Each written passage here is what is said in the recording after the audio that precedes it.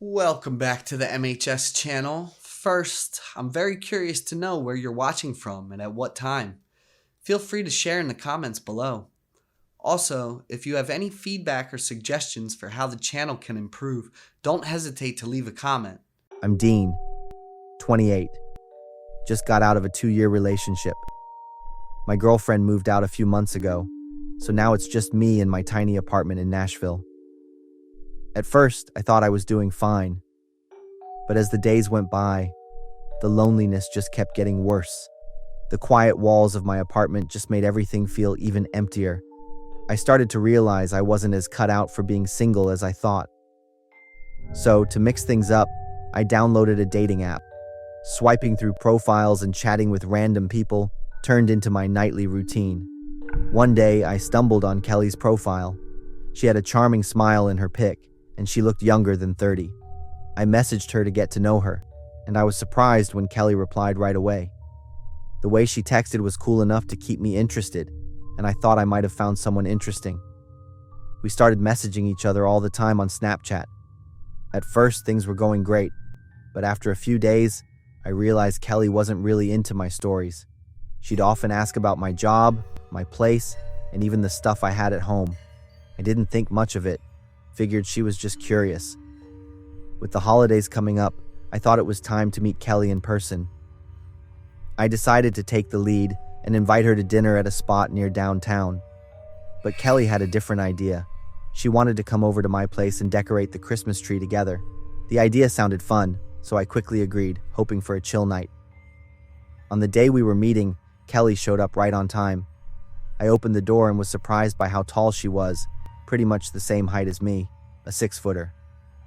Kelly was wearing a red wool coat, and it smelled like strong perfume. But as I got closer, I noticed the scent had a hint of body odor and this weird, sharp smell that made me feel uncomfortable. I invited her in, poured us some wine, put out some cookies and fruit, and we started chatting. But Kelly didn't say much, and the conversation just went nowhere. She seemed kind of spaced out, just giving vague answers when I asked her stuff. I still kept it polite though, not wanting to ruin the date. Kelly brought up decorating the tree and took the lead in heading down to the basement with me to grab it. Kelly was pretty strong and really tall. I realized I forgot the box of decorations, so I went back to the basement to grab it. When I came back up, Kelly was gone. At first, I figured she was just in the bathroom, or maybe outside getting some fresh air. But when I checked everywhere, the living room, bathroom, front yard, backyard, and bedroom, I still couldn't find her. I texted Kelly on Snapchat, but she didn't reply. I tried calling, but her phone didn't even ring. The silence was so heavy that I started to feel really uneasy. A wave of dizziness hit me, and I couldn't control my body anymore. My mind was spinning, everything got blurry, and I just passed out without even realizing it. In my daze, I saw a tall figure moving around the house. I heard stuff crashing, but I couldn't move. When I woke up, the dim light from the living room lamp took me a sec to realize I was lying on the floor. I stumbled to my feet, feeling like I had just gone through a nightmare. But when I looked around the house, I realized it wasn't a dream. Some of my stuff, like my watch, laptop, and wallet, was gone. Feeling confused and pissed, I called the police right away. At the station, I told them everything and gave them the details of what happened. But when the police asked about the person who did it, all I could give them was the name Kelly Wasson. I quickly opened Snapchat, hoping for some clue. But Kelly's account was gone. The police thought Kelly Wasson probably wasn't her real name, and that she might be homeless, hooked on drugs, and stealing to get by. Hearing that, it finally clicked why Kelly's body smelled like a mix of all that. I trusted a stranger way too much after just a few texts and a quick meeting. My apartment isn't just missing valuables now, it's also colder than ever. Every time I think about it, I can't help but blame myself for being so careless. Even though the whole thing made me lose a lot, both stuff and mentally, I see it as an important lesson. Next time, I'll be way more careful and won't just trust anyone. Being single can be lonely, but sometimes it's safer than trusting the wrong person.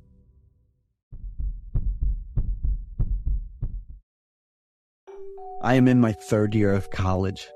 Living and studying alone in this busy city isn't easy, and I only get some help with tuition from my family. That night, I was walking home from my part-time job. I stopped by the ATM to grab some cash since I only had $10 left. I left out a sigh when I saw my account balance on the screen.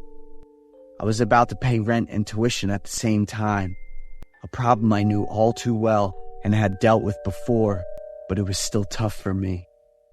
Thinking about it for a few minutes, I went ahead and hit the button to take out $100. After waiting a bit and still not seeing the cash come out, I looked up at the screen. Before you get your money, we're doing a customer survey, and you could win $10,000 for doing it. Do you want to take part? I was pretty surprised. This had got to be a new feature since ATMs are usually just for taking out cash. It didn't take me long to hit agree. $10,000 was a huge deal for me back then. There were 8 questions total, and I just had to say yes or no. Wow, making money has never been this easy, I said with a grin. First question, have you had any weird dreams lately? I frowned when I saw the question. It wasn't just a basic info survey like age or gender. Why do banks even do surveys like this? I thought about it and hit the no button on the screen. The loading icon spun for about a second before question number 2 popped up. Do you want to have a dream like that right now? I didn't think twice and just hit the no button right away. Don't turn back till you finish the survey. The red text kept flashing on the screen. I squinted a bit and took a couple steps back. I unexpectedly ran into someone and jumped, instinctively trying to turn back, but that flashing red text stopped me right in my tracks. I stared at it like I was trying to remind myself, not sure why I decided to believe it back then. I could hear clothes rustling, the steady breathing of the person behind me, and those heavy footsteps.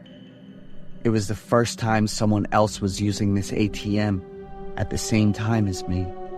I glanced at the shadow of the person behind me, and he looked kind of chubby, but I wasn't sure. Are you dreaming? The next question popped up. Definitely not. Even though I was worn out from a long day at work, my mind was still pretty clear. Right after I hit the answer, the person behind me suddenly moved in closer. Feeling a bit uncomfortable and awkward, I scooted closer to the ATM, but it didn't help because the person just stepped closer to me. Are you sure? I was starting to regret doing these dumb surveys, but my $100 was still stuck in there. Right away, I caught this really fishy and gross smell. I felt warm, kind of damp breath on the back of my neck. The person was standing way too close, and the stench was definitely coming from them. Without thinking, I lifted my hand to cover my nose. It was almost too much for me to handle. Hey, could you back up and give me some space? I said firmly, but it didn't do a thing. Don't turn back until you finish the survey. I had to keep telling myself that to make my actions make sense. My hand was shaking and felt heavy. It took a lot of effort to press the yes button on the screen. Thanks for finishing the survey. Right after that, the $100 bill popped out. I was still shaking as I grabbed the bill and slowly turned around. There was nobody there. I swear my feeling was legit, super real. But I couldn't figure out how that person showed up and then just vanished. I stuffed the bill in my pocket and bolted out of there with everything I had. It felt like I was running away from my own fear, and there was nothing pushing me. When I got home, I crashed and fell asleep around 3 a.m. The next day, I asked my friends if they had seen that survey while getting cash, and they all said no. I looked online, and there were no other stories like that. shoved that awful memory aside and ended up getting totally obsessed with all ATMs. I hit up the bank to take out some cash since I was broke. When the receptionist said my account balance was up to $10,000, my brain felt like it was going to explode. I asked her about that bank survey at the ATM, and she just looked confused. I asked the receptionist to check the transaction history, and no account had sent me that cash. Did it just pop up out of nowhere? Or did I have that money and not even know it? I walked out with a $10,000 balance and had no clue what to do next. I kept logging back in over and over, staring at the screen and counting every single number on my account balance. I really have $10,000. If this was a dream, that ATM totally gave me a weird dream, just like that first survey questions.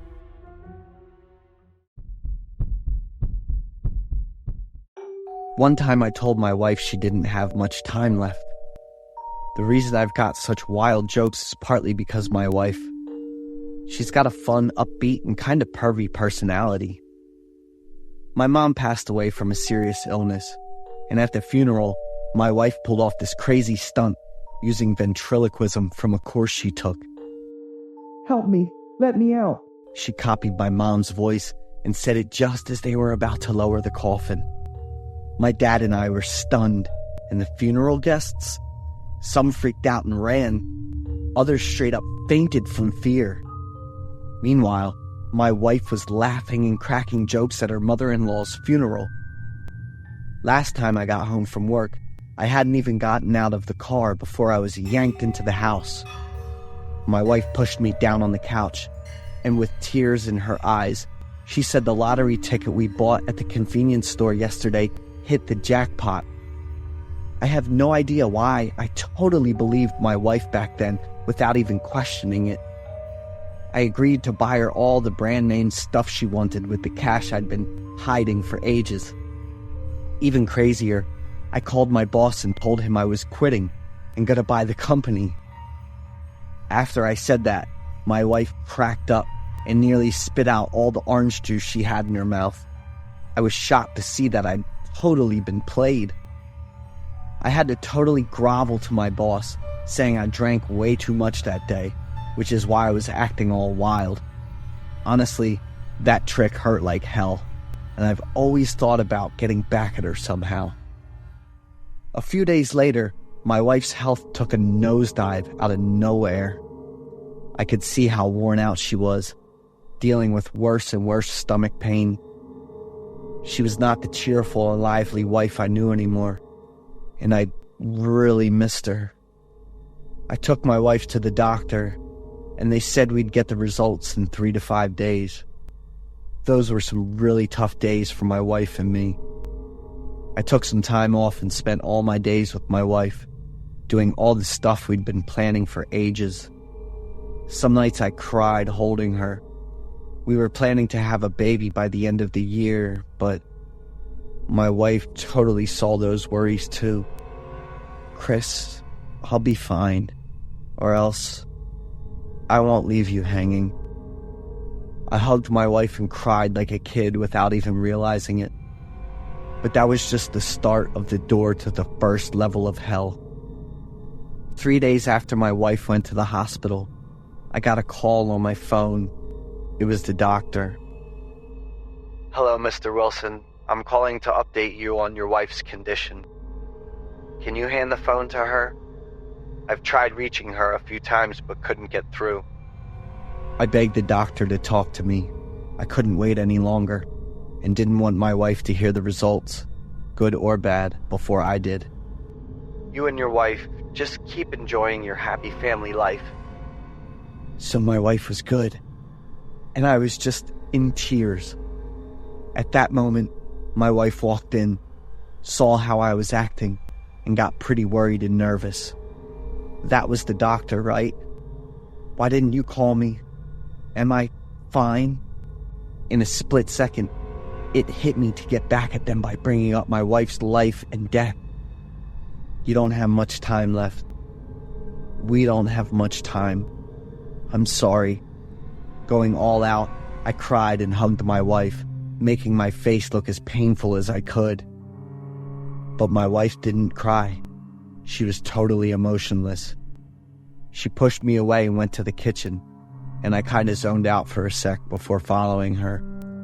When I got there, she had a bottle of wine and 2 glasses ready on the dining table. Let's grab a drink and chat for a bit.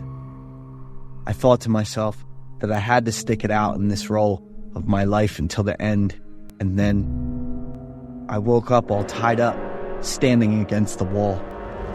"What are you doing?" I freaked out when I saw my wife sitting with her back to me. She turned around right away, still looking emotionless, but she had a rifle in her hand. She stood at the end of the room, aimed right at me, and loaded the gun. I swear I almost wet my pants, like for real. "Maddie, honey, I'm not cool with this kind of joke." "Honey, there's no way I'm leaving before you. The thought of you living on and maybe marrying someone else is driving me nuts." "Maddie, please, I was just messing around. It was all a joke. I'm sorry. The doc said you're fine," I yelled when I saw my wife's finger on the trigger. God, I've known and been married to her for almost 10 years, and I never knew she had such dark thoughts. She put the gun down, thought for a few seconds, then tucked it back in that wooden box. The box I've always thought was just for decoration. I was panting, my heart racing like crazy, and sweat was pouring down. Then my phone rang, and this time my wife picked it up. "I'm really sorry, Mr. Wilson. I made some mistakes about your wife's results earlier."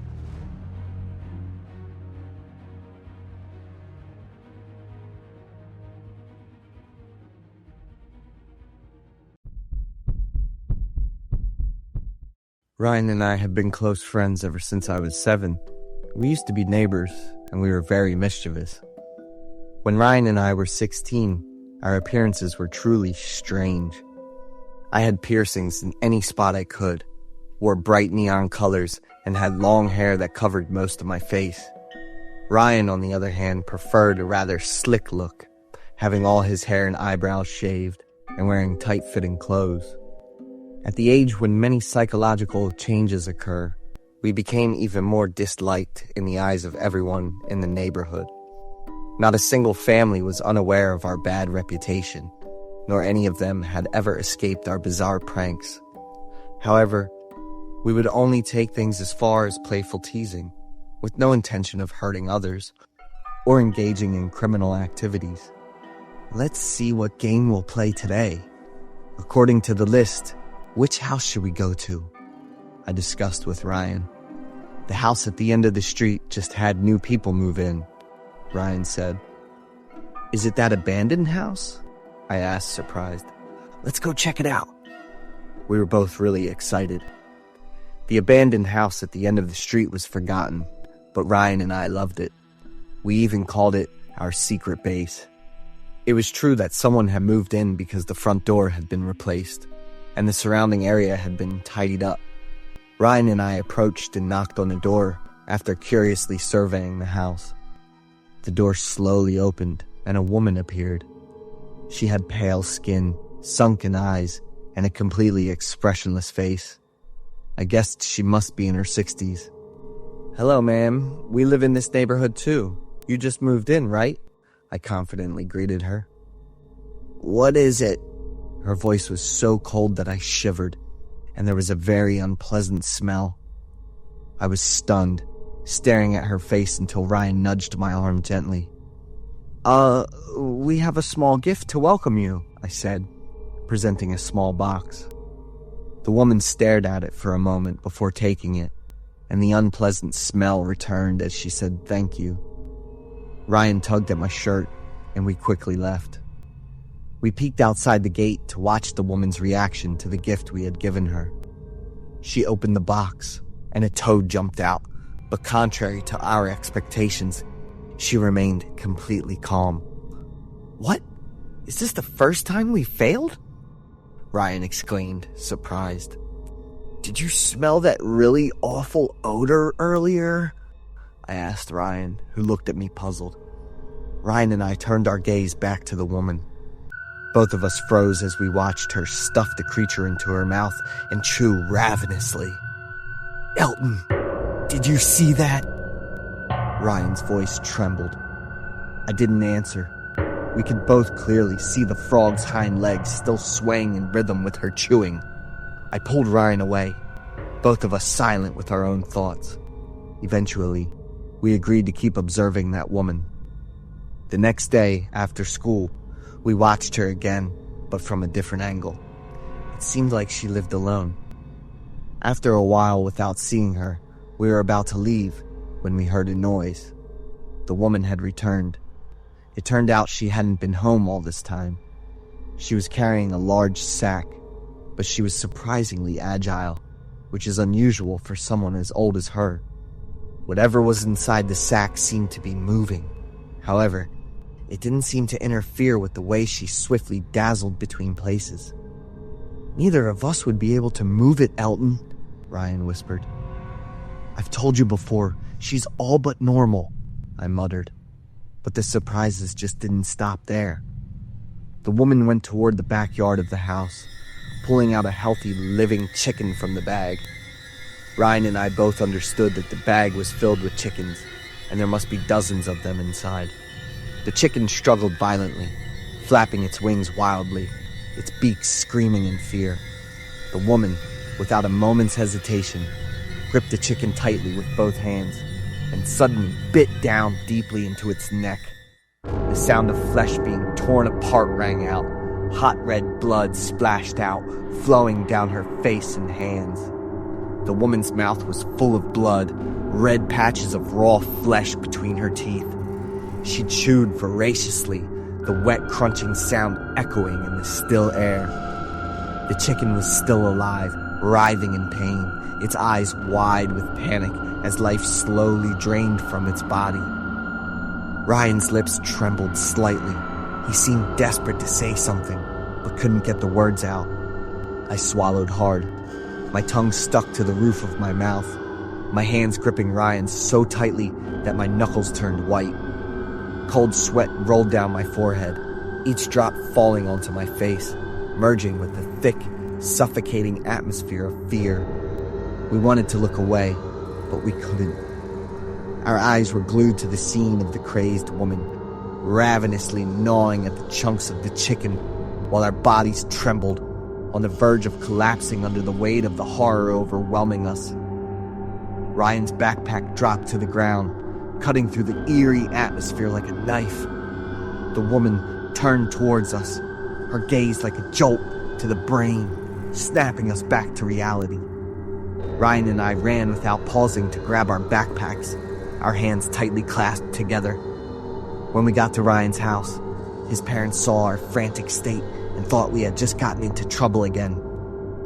Both of us hurriedly recounted the incident, but all we got in return were annoyed expressions from Ryan's parents. We stormed back into Ryan's room. Are you saying we should go back to that creepy woman's place? Ryan exclaimed when he heard me mention wanting to figure things out. Your backpack is still there, Ryan, helpless against my convincing reasoning. That evening, we arranged to conduct our investigation after dinner. Ryan's backpack was still there. There was a faint sound of crying, but loud enough for me and Ryan to hear. We exchanged glances, searching for the source of the sound. From inside the house, the woman emerged, still carrying a large sack over her shoulder. She set it down in the yard, slowly removing the outer layer to reveal a trembling little boy around 5 or 6 years old. Immediately, I grabbed Ryan, holding him tightly with one hand while covering his mouth with the other. With a sudden motion, she grabbed the child's wrist and yanked him toward herself. The baby screamed in fear, but the scream was quickly muffled as her bony hand tightened. Her fingers dug into the child's skin. She leaned close to the baby's face, smelling the scent of the soft skin, her eyes sparkling with madness. Fresh meat, She muttered like an evil curse, her voice mixed with crazy laughter of someone who had completely lost their reason. Her hands clawed and her mouth opened wide as if preparing to tear the baby apart. Ryan and I shouted loudly, rushing to pull the baby out of that crazy woman's clutches. The brawl quickly got everyone's attention. They quickly arrived and called the police. The woman tried to run away but was stopped. She emitted a smell that made everyone hold their breath. The police showed up to control the woman.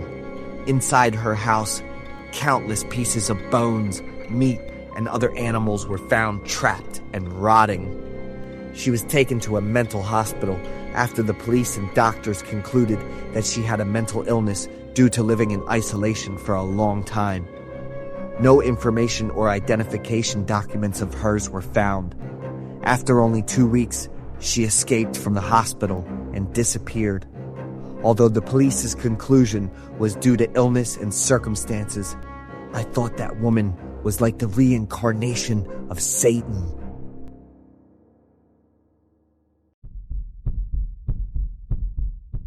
I'm Mandy, a 37-year-old single mother with a 5-year-old daughter. My sister is Julia, and she has a baby boy who is just 3 months old. This painful story happened 6 years ago, and it caused my sister to undergo psychological treatment for a whole year afterward.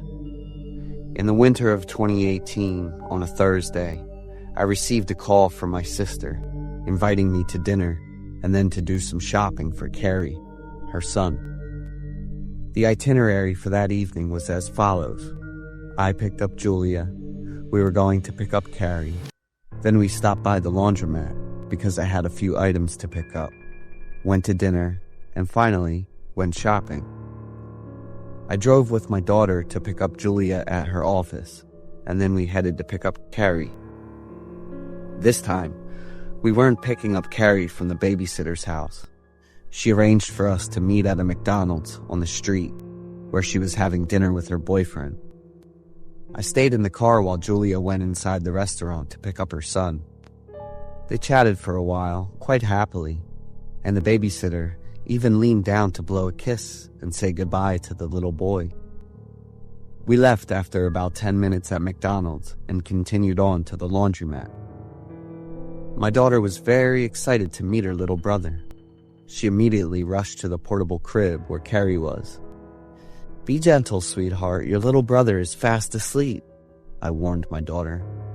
She nodded in agreement, just sitting there, watching her brother, while Julia and I exchanged happy smiles. At the laundromat, Julia placed Carrie on the table, and I told my daughter to keep an eye on her brother.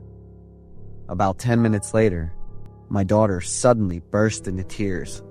I rushed over, knelt down in front of her, and kept asking what was wrong. She was crying and pointing at Carrie's crib, leaving Julia and me very confused. "What's wrong, sweetheart?" I asked my daughter patiently and gently. "Dead, dead." The 2 words my daughter uttered left my sister and me in shock. I immediately checked on Carrie. He was wearing a snug, full-body outfit with a high zipper. The babysitter must have dressed him before taking him outside. Carrie's lips were tightly closed and turned purple. He wasn't breathing anymore. Julia panicked and pushed me away. She began performing CPR on her son. My daughter's cries only added to the chaos and panic of the situation. I picked up my daughter and called the police.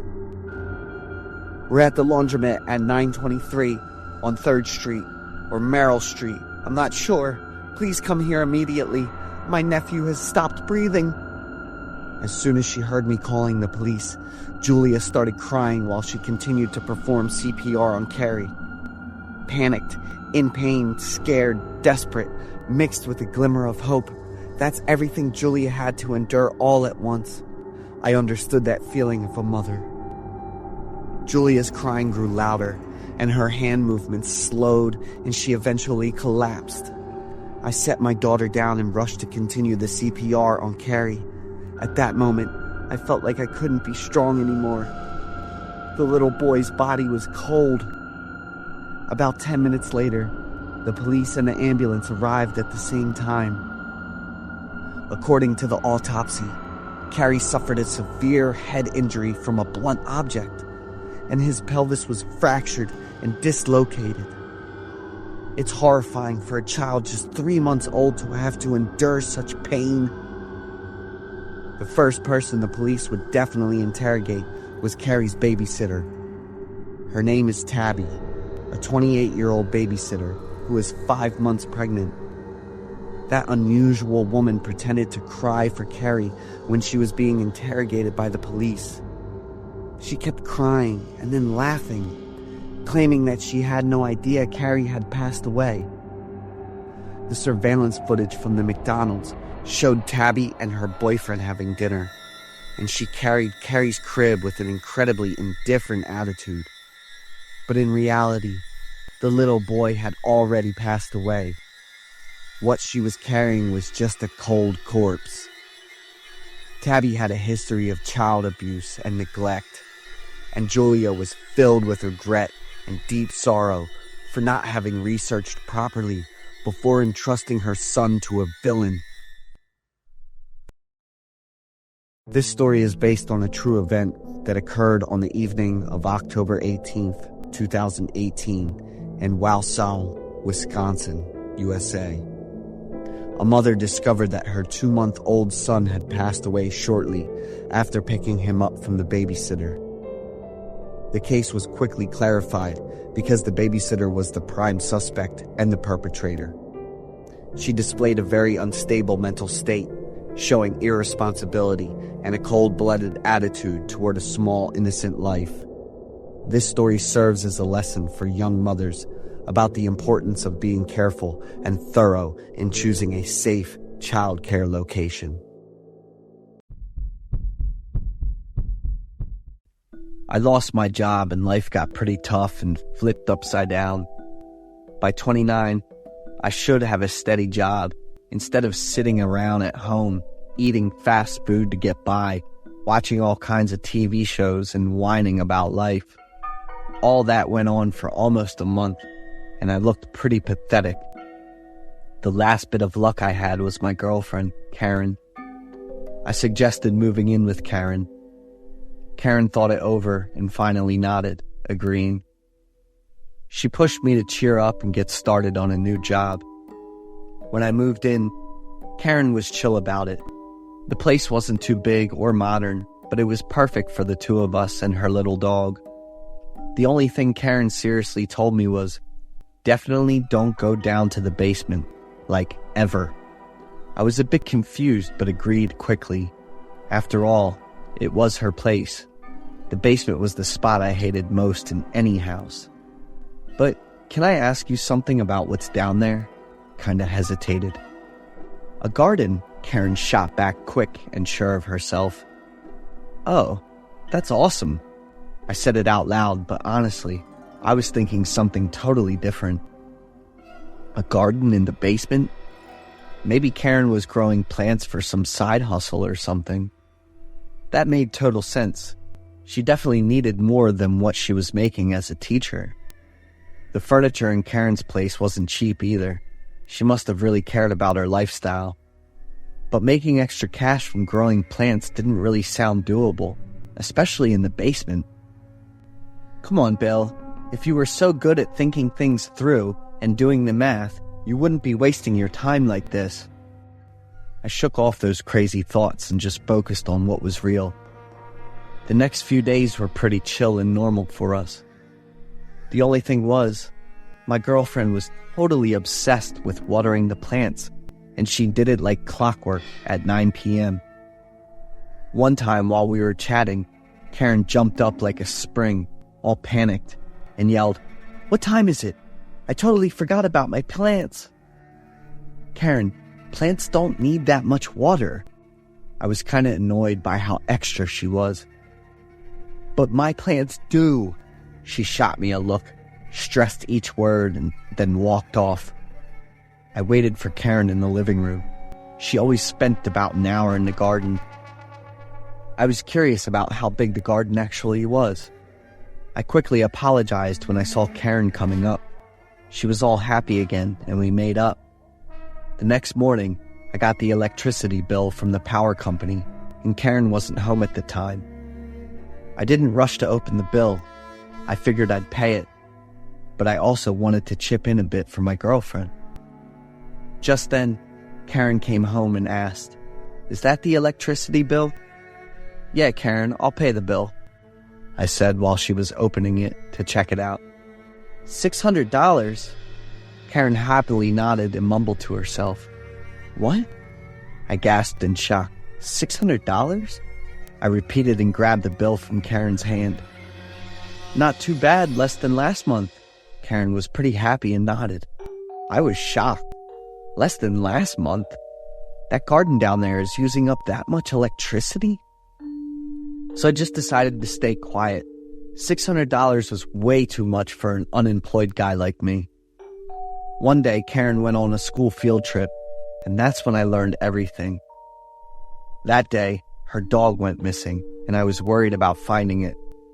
Standing in front of the stairs to the basement, I felt a little curious for a second. I remembered what Karen told me, and I was worried she'd find out, but there was no way she could know. I opened the door and walked in, and the lights surprised me. It was super bright and kind of blinding. I slowly opened my eyes to check it out, and it was totally a garden. They were really pretty, all green and smelling awesome like fresh grass. Especially the grapevine in the middle of the basement, with its long, spreading leaves, kind of like a tree spirit representing the soul of the forest. I got closer, and the grapevine suddenly shook and wiggled. Is there some kind of wind system? I wondered. Looking at the grapevine up close, it was huge, about as wide as an adult's back, and it was breathing heavily. As I looked closer, I saw the face of a miserable dude, and his rotting, ulcerated body seemed to blend right into the vine. I freaked out and ran away, packed all my stuff and took off. I even smashed my phone like a total idiot when I saw Karen calling. I'm still in a panic, and I don't want to call the police because I still love and appreciate Karen. What am I going to do now?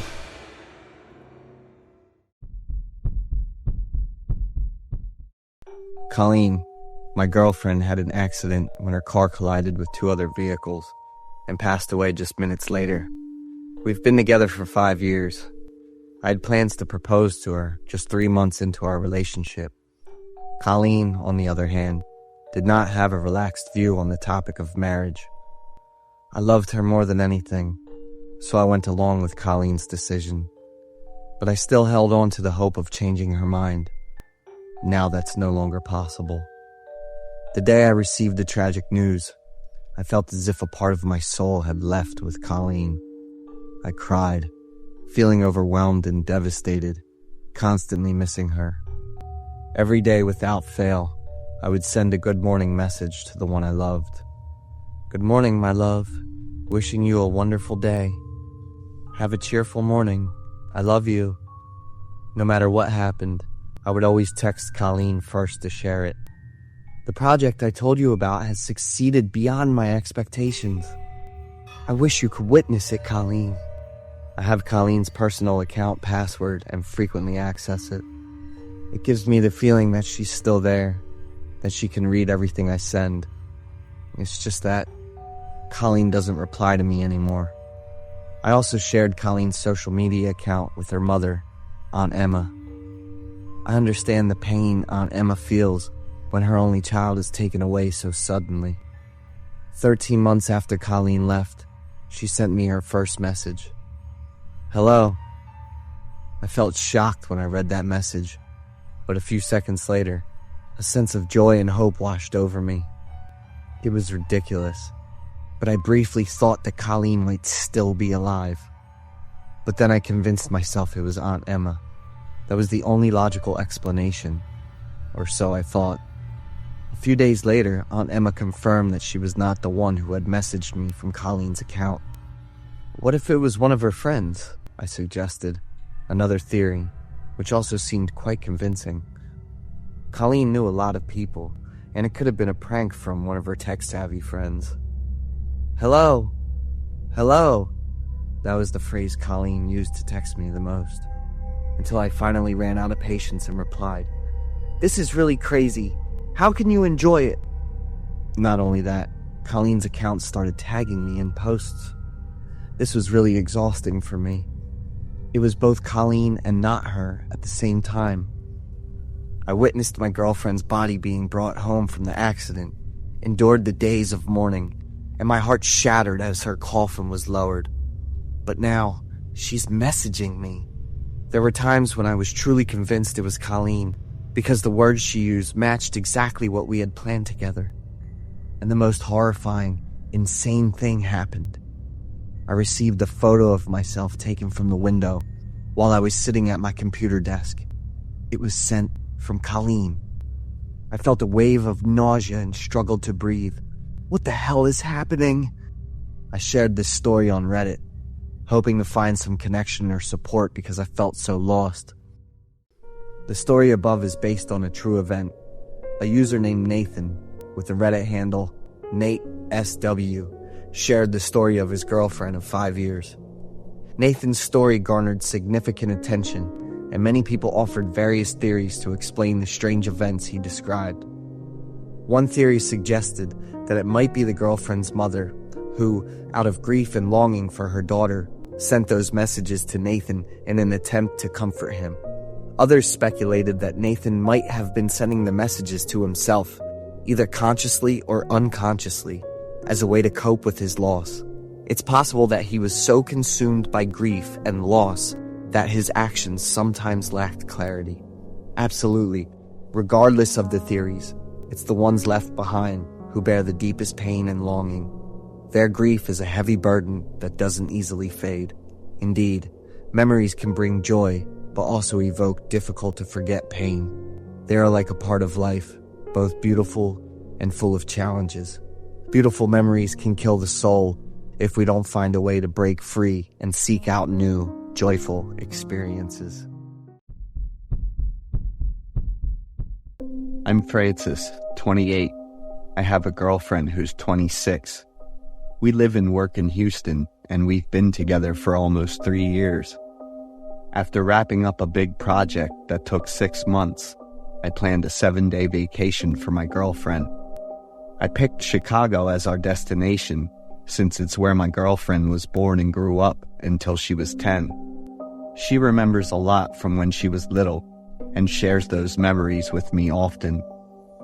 Chicago is a beautiful city and definitely worth experiencing. I booked a flight and a hotel, and we meant to spend a really meaningful and happy week together. No words can depict her happiness and excitement. She told me about how Chicago has changed compared to 16 years ago. It was really meaningful and interesting for her to recall her childhood while experiencing the city again. On the evening of our 4th day in Chicago, we decided to take a double-decker bus tour to see the city after dinner. Chicago at night was absolutely amazing, and the weather that day was perfect. The bus was pretty empty that day. We sat in the back row, a girl was in the middle row, and another couple sat up in front. I liked how sparse it was. It made everything feel more private. I gave my girlfriend a necklace with the first letters of our names engraved on it. We shared a quick kiss and laughed together. I jumped when something really hot touched my foot. I looked down and saw a baby bottle. I figured it must have belonged to the girl sitting in the middle row. I walked up to the girl and said, "You dropped the baby's bottle." The girl was startled, turned around, took the bottle from me, and said thank you. I really love kids and have told my girlfriend many times that I'm ready to become a father. I sat in the empty chair opposite the mother and daughter to watch the baby for a bit. I asked, "Is that a boy?" because I noticed the blue clothes and the thin blanket. The girl smiled and replied, "Yes, his name is Jonathan." But when she pulled down the thin blanket, I was startled to see that it was a doll. My smile instantly turned awkward. "Do you think my son is cute?" I nodded and quickly went back to my seat. My girlfriend asked me curiously what happened. "I think that girl lost her mind." I told her what I saw, and at first, she thought maybe I just saw it wrong because it was dark. I wasn't sure either, since I was confused and didn't get a good look at the baby in the girl's arms. We decided to just ignore it and continued enjoying the city. About 10 minutes later, while we were sitting in the front row chatting and laughing with the couple, suddenly, the girl's sad singing voice echoed through the bus, and it was heartbreaking and painful to hear. The couple turned to look at the girl and then glanced at us with uncomfortable expressions. We were just as confused, and I couldn't help but get goosebumps. The wind, which had been really cool, made me shiver. Remembering the movies we had watched, the mother who had lost her child and was so sad and had lost her memory, thinking that the dolls were her children, it was really similar to what was happening now. My girlfriend walked over to the girl. I couldn't hear clearly what they were saying. I just saw my girlfriend's smile turn into confusion before she quickly returned to her seat. My girlfriend told me she noticed the girl's shirt and the towel around the baby seemed quite wet. The girl must have just given birth recently, and the wet shirt and towel were from milk flowing out. But she was holding a doll, not a real child. We looked at each other with concern. My girlfriend suggested we get off at the next stop and end the bus tour there. I agreed. From that moment on, we all kept an eye on the girl, and so did the other couple. Suddenly, the girl stood up, walked to the center of the seats, and shouted, "This is my son Jonathan. I just bought him this afternoon." As she spoke, she smiled, but it looked more like the smile of a lunatic than the happy smile of a mother. The next moment, the girl was crying again, hugging the doll tightly to her chest. "My previous son couldn't be used anymore. He kept crying a lot, all day long." The other 4 people on the bus were all frozen, and we didn't know how to react. Suddenly, a baby's cry really rang out. The girl immediately stopped crying and went into a total panic. Could it be that the cry was coming from the doll? The girl hurriedly searched for something. The baby's cry seemed to trigger her nerves. After a while of searching, she threw the doll aside and rushed to the bag at the seat where she had been sitting. From the large bag, the girl pulled out a child. This had to be the real Jonathan she just mentioned. The girl hugged the little child to her chest and tried to comfort him. The child kept crying, and the young mother, feeling helpless, cried along with him. I quickly pulled out my phone and called the police, reporting the situation and what was happening. The bus had just stopped at the next stop, and the couple hurriedly ran away. I ran to inform the driver, while my girlfriend stayed behind to comfort the mother and the child. On the lower floor of the bus, I quickly summarized everything to the driver. Suddenly, my girlfriend screamed loudly in a panic. A small blue object, making the sound of a baby crying, passed through the window of the bus on the first floor. I was stunned for a few seconds. The crying stopped, and then there was another loud scream. A small dismembered body was lying on the road. The driver and I panicked and rushed up to the second floor of the bus. I ran to where my girlfriend was kneeling and crying on the ground. She hugged me tightly, her body shaking and her hands cold. The other girl was holding a doll and singing a lullaby happily. The police arrived, sealed off the scene, immediately helped take the girl to a treatment facility, and asked everyone involved to go to the station to cooperate with the investigation. It took a while for my girlfriend to calm down and describe the horrific and heartbreaking scene. That girl was Louisa, a mother who had just had a baby boy a little over 3 months ago. Louisa was suffering from postpartum depression and psychosis because she wasn't getting the care she needed. Her husband had been having an affair since Louisa was 6 months pregnant. Louisa had been mentally tortured by her husband and his lover for a long time. How much endurance, despair, and fatigue would it take for someone to act like that towards their own child? Louisa's husband and his lover need to be held accountable and face appropriate punishment. Louisa is getting treatment, but I can't imagine how painful it will be for her when she finally realizes what happened. I'm sure Louisa isn't the only one going through this. There are a lot of young mothers out there under pressure, having to care for their children all on their own. Children and women always need to be cared for, supported, and protected in all circumstances. My cousin, Skylar, passed away when she was just 10 years old. On the day of the funeral, my aunt wailed in grief and despair. Skylar was an only child, the one my aunt considered her entire source of life, who had left so suddenly and painfully. Skylar fell nearly 20 stairs. When discovered, she was lying in a pool of her own blood, with her head broken at a 90-degree angle.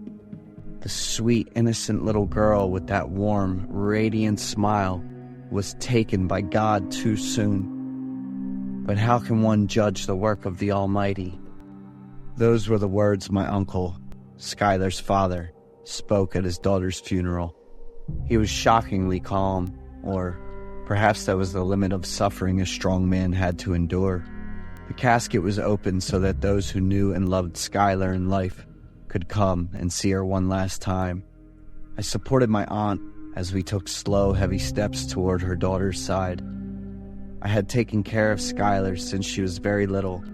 Mourning her loss felt immense, but my heart ached even more for my aunt, who had to endure such overwhelming pain.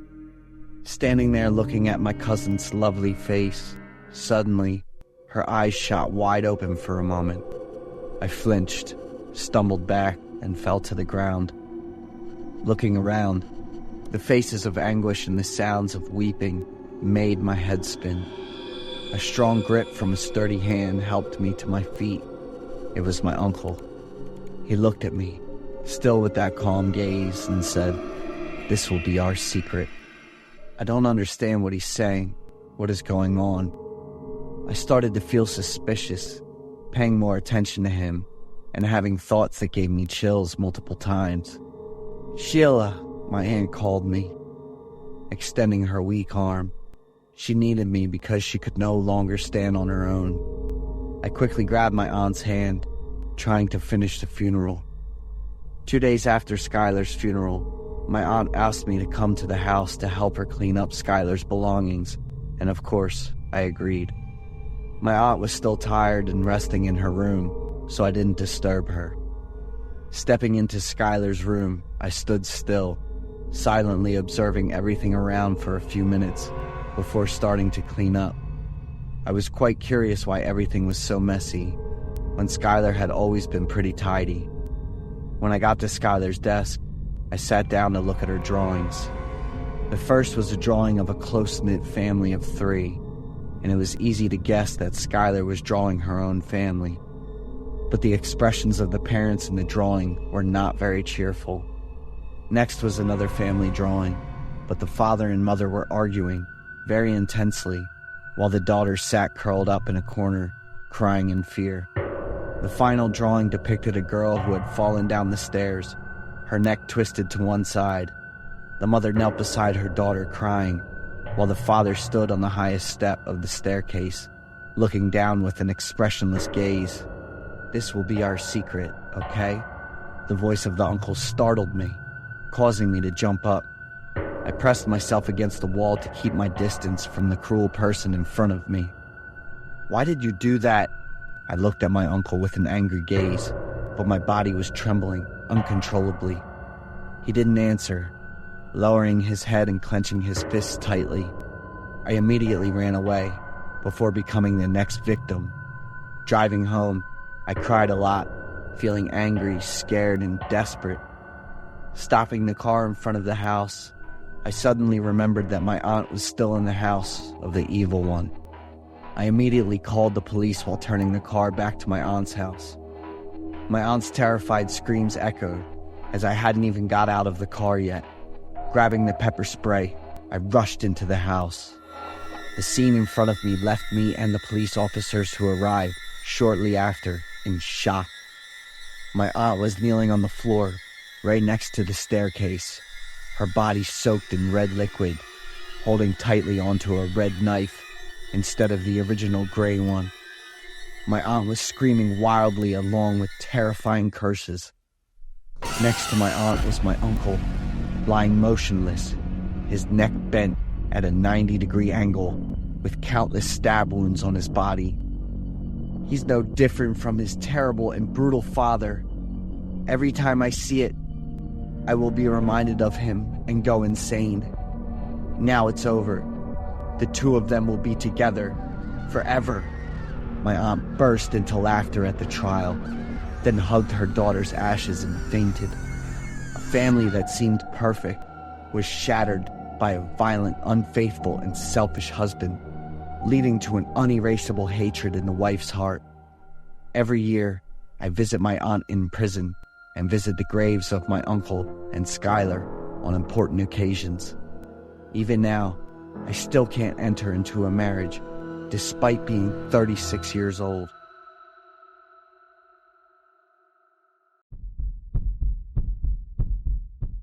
I'm Dean. I'd got a wife and 2 young kids, a girl and a boy.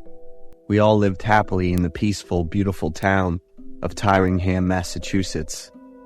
We both agreed on limiting electronic devices when it came to raising our kids. We'd spend time playing and chatting with our kids.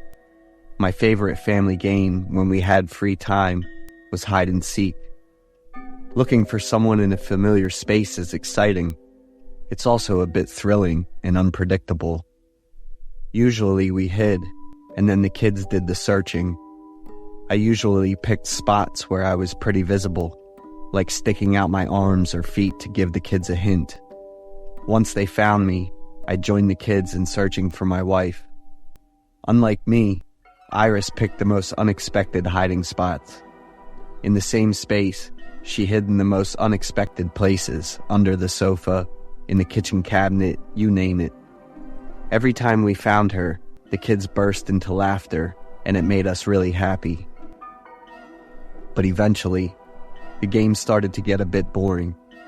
The kids lost patience if they had to search for too long. My daughter even got upset and cried if she couldn't find us. So we decided to switch up the game a bit. One person hid, and the other 3 searched.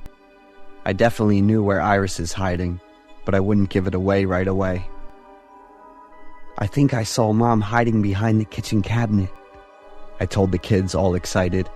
The kids giggled and dashed off to find their mom, but she was actually behind the shelf in the living room. To keep things interesting, we decided to stretch the game a bit for more suspense. One Saturday evening, after we all finished dinner, my son Terry said he wanted to play hide and seek, and everyone was totally on board. We decided that Iris would hide, and the rest of us would go looking for her. 1, 2, 3, 7, 10, 100. My daughter's sweet and not so serious counting made me and my wife crack up. We all heard my wife's joyful laughter, and I figured it was coming from the kitchen. "Hey kids, let's check the living room for Mom first." They immediately ran off calling for their mom. I just stood there, feeling the kind of happiness any dad feels watching their kids have a blast. Emma quickly turned around and said Mom wasn't there, and Terry always echoed her. Okay, then you two check the bathroom. Mom, don't change your hiding spot, Emma said loudly, grabbed their little brother's hand, and they both ran into the bathroom. Dad, I still can't find Mom, my son ran back and said. I smiled and pointed to the kitchen. The kids got it, covered their mouths, laughed happily, and tiptoed over to the kitchen. I showed them where I knew my wife was hiding. Gotcha! The kids shouted with joy. I watched them and laughed out loud, but after a few seconds, their happy faces fell. She wasn't there. She must have sneaked off and changed her hiding spot. My wife could be so sneaky. I smiled and used a teasing voice to lift the kids' spirits again. Little detectives, go check the bedroom for Mom. I'm sure she's there. Hurry up, you two. The kids went along, but they weren't as excited anymore. I followed the kids upstairs and pushed the door open. We were all surprised when we didn't see my wife. At this point, the kids officially gave up on the game. They ran back to the living room and grabbed their toys to play. I walked around the house, calling out for her. Honey, we've lost. Just come out. My wife was more stubborn than I'd thought. She'd hidden in all sorts of tricky spots, but I still managed to find her. Did she find a new hiding spot? Honey, the kids aren't playing anymore. Come out. Then I heard a door bang in the basement. This time I was sure my wife was down there. I headed down the stairs to the basement. The dim light was even creepier than the darkness. I called her name loudly, but there was still no response. At this point, I started losing my patience. Iris, it's not fun anymore. The kids and I aren't into the game anymore. You should come out. It's almost bedtime for them. All I got in response was silence, the gloom, and a bit of the musty smell of the basement. The light bulb kept flickering and then went out, leaving me swallowed by darkness. Not able to see anything, I stood still for a few seconds and called out for Iris again. I was really scared of not being able to figure out where I was. Iris, please! I heard a rattling sound of light, so I called out for my wife quickly, feeling a bit annoyed. I'm heading upstairs. I'm done with this game. I turned around and walked straight ahead, groping in front of me to find the stairs. Something brushed past my hand, and I quickly pulled it back and froze. I called out for Iris, but this time with a slightly louder, more annoyed voice. As I turned back toward the basement, I saw something flash past me. I was sure it wasn't Iris. She's less than 5 feet tall. The person I saw had to be over 7 feet tall. I ran as fast as I could, with urgency and panic taking over. If I could just reach the steps, I could find my way up to the house. I tripped and fell, my whole body tumbling down the stairs, with the impact making me feel like my insides were screaming. I got up and crawled out of the basement. I rushed to the living room to find my kids. Emma! Terry! I screamed. What's wrong, honey? Iris and the kids looked at me blankly. Turns out, my wife was just sitting in the living room, playing with them. Where have you been? I was hiding outside the house. You didn't expect that, did you? I immediately pulled my wife and the kids into the room, leaving them all confused. I locked the door, told Iris what had happened, and called the police. 10 minutes later, the police arrived. They searched the basement and the whole house, but found nothing unusual. I called someone to demolish the basement, even though Iris wasn't happy about it, and changed all the locks in the house. I still can't explain what I saw that day, but the feeling I got when someone brushed past my hand still makes me shiver. I just wanted to make sure my wife and kids were as safe as possible.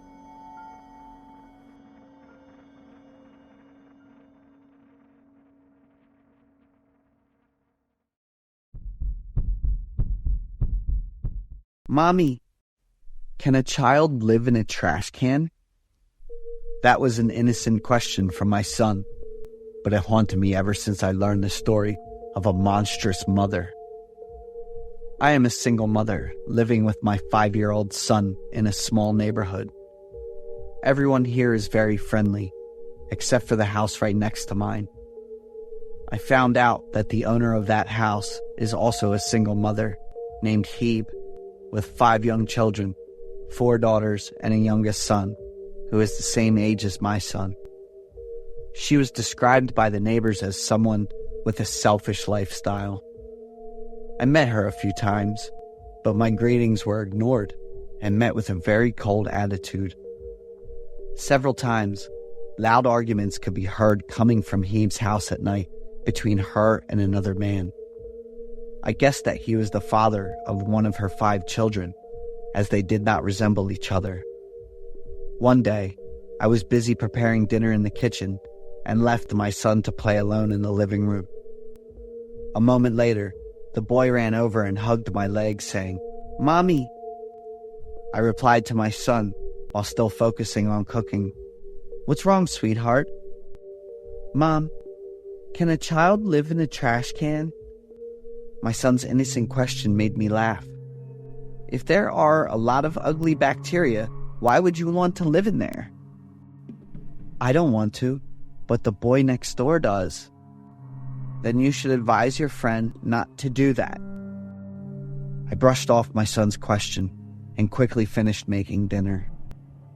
After dinner, I worked while my son watched TV. When I glanced at my son, I was a bit surprised to see him watching images of trash cans. "Honey, what are you watching?" The boy didn't respond. His face was very pensive, and his eyes were fixed on the TV screen. "Are you trying to learn about something?" Being inside there must be really cramped, and there are no candles, toys, or even a TV, Mom. My son's voice was very sad. "Who are you talking about?" "It is about the friend from next door." "There's no way that would happen, Mikey. Every baby deserves to be loved." I smiled, knowing my little boy had grown and had the sensitivity of a 5-year-old.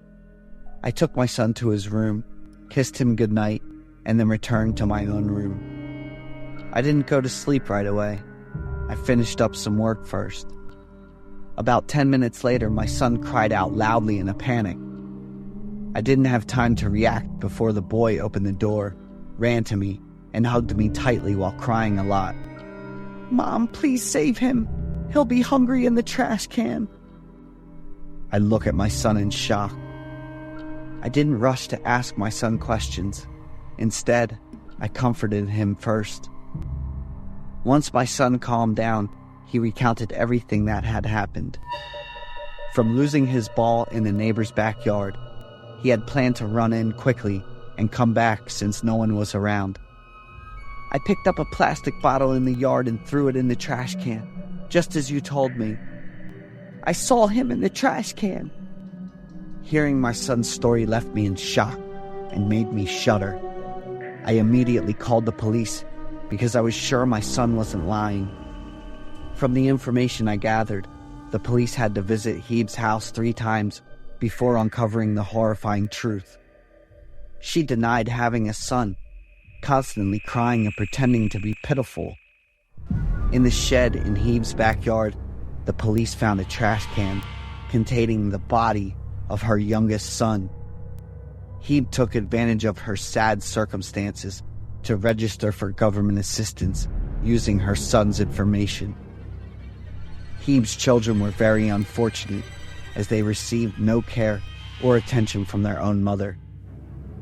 Her youngest son died from a high fever that led to seizures and brain damage. After learning of her son's death, she didn't obtain a death certificate or bury him properly, and she didn't seem to grieve at all. Her selfishness and greed were even more disgusting as he'd continued to use her son's information to receive monthly benefits. She was sentenced to 2 years in prison, but her cold-bloodedness and insensitivity deserved to be locked up forever. It was heartbreaking for the little boy. That innocent soul deserved protection and love instead of being abandoned like that. How could a mother not love her own child? Did she really deserve to be called mom by her 5 children?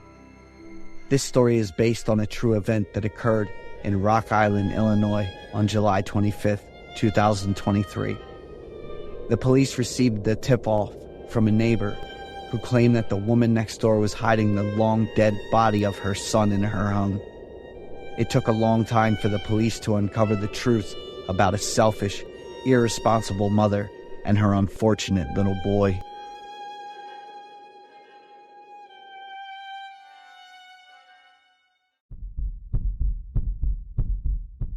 I'm Nathan. I'm 30 years old. I'd got a stable career, a good income, a house, and a car, and I'd been in a relationship with my beautiful girlfriend Alice for nearly 10 years. We've been living together for almost 5 years. Alice was not only beautiful, but also had a great job. On top of that, she could cook and takes great care of the home. Our life was peaceful and happy, but we hadn't planned to have a baby yet. Alice and I lived in a pretty spacious house. I thought everything would continue smoothly and happily until one day, a horrifying nightmare turned everything upside down. I was living in a nightmare for a whole month, to the point where I thought I was losing my mind. Alice never got physical or used harsh words. She always treated me with kindness and love.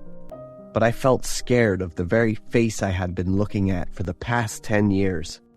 One evening, as usual, Alice and I were having some time alone for ourselves. Usually, we'd lie next to each other, with Alice watching beauty tips or reading, while I played video games.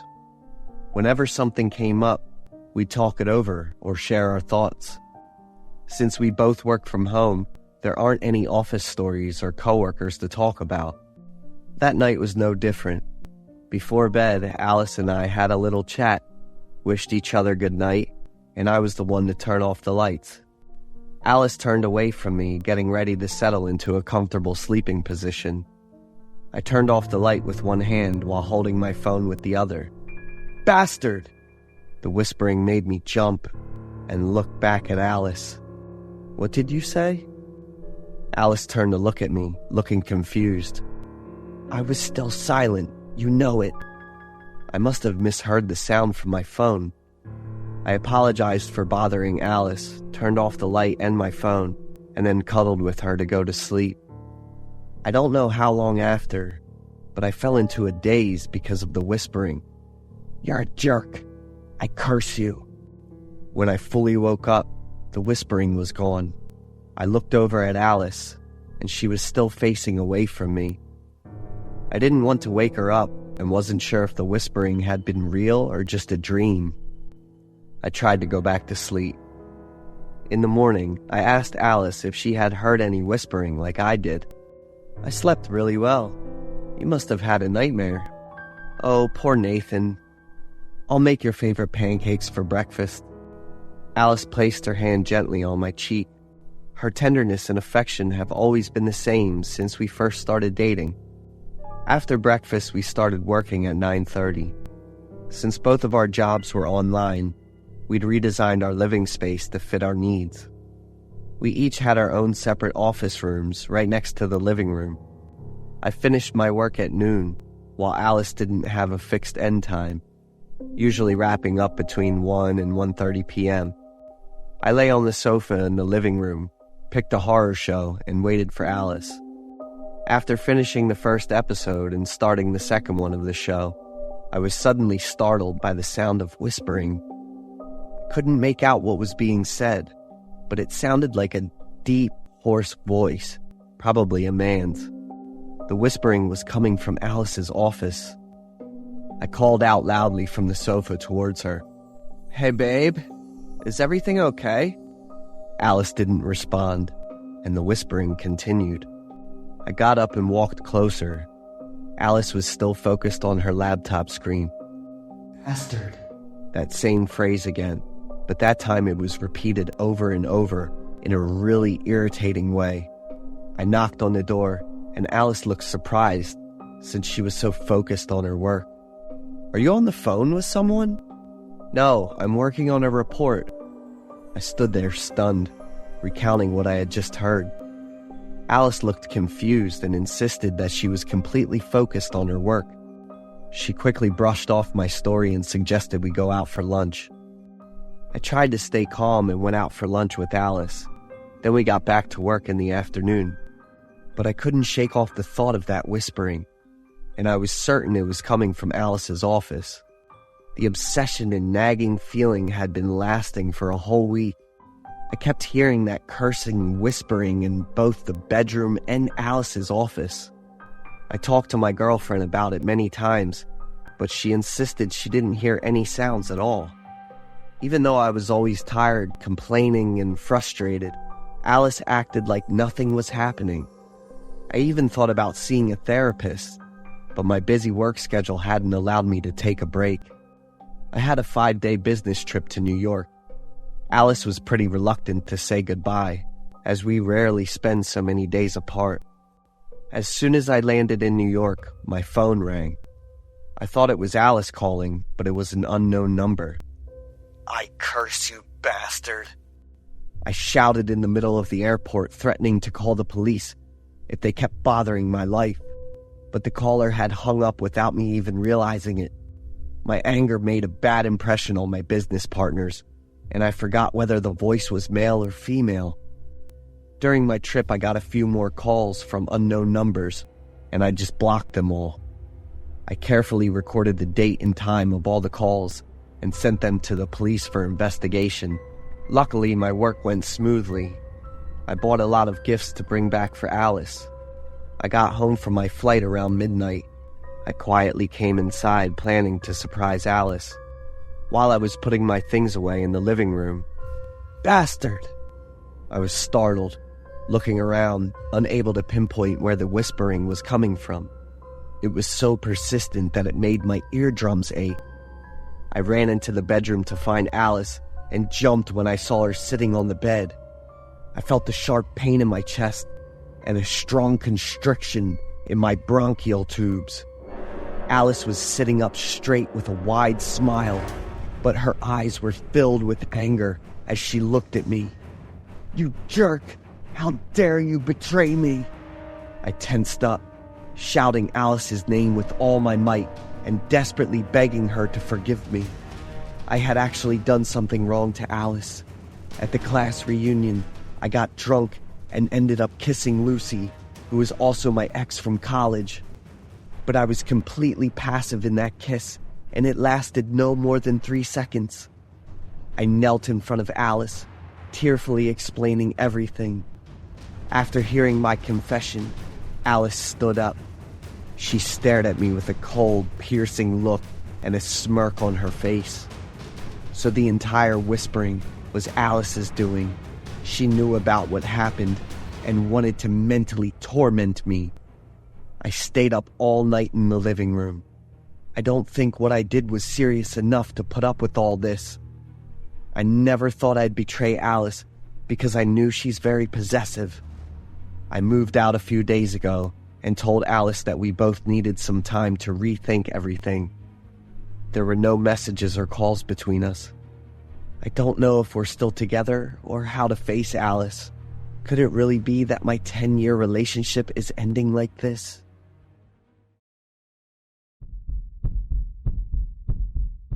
I'm Dante, and I'm 33. The horror story happened to me 8 years ago. Back then, I was a young guy with a big passion for love. I'd been using Tinder since I was a teenager. I met a lot of girls. Some of them became good friends, but I was always looking for a girlfriend. One evening, I got a notification from Tinder on my phone. A girl named Bianca wanted to get to know me. She looked really impressive, especially in her profile picture. Her beauty really made a big impression on me. Bianca and I texted to get to know each other, and by the 5th or 6th message, she suggested we meet up. But she suggested meeting at her place. I'd be lying if I said I wasn't excited. Since it was our first date, I suggested we go to a cafe to chat first, and then head to Bianca's place if we both felt up for it. Bianca agreed, but she changed the location to a bar and moved the date to tomorrow night. Wow, this girl is interesting, I said. Bianca's straightforwardness was pretty rare among girls. Needless to say, I had a great time that night.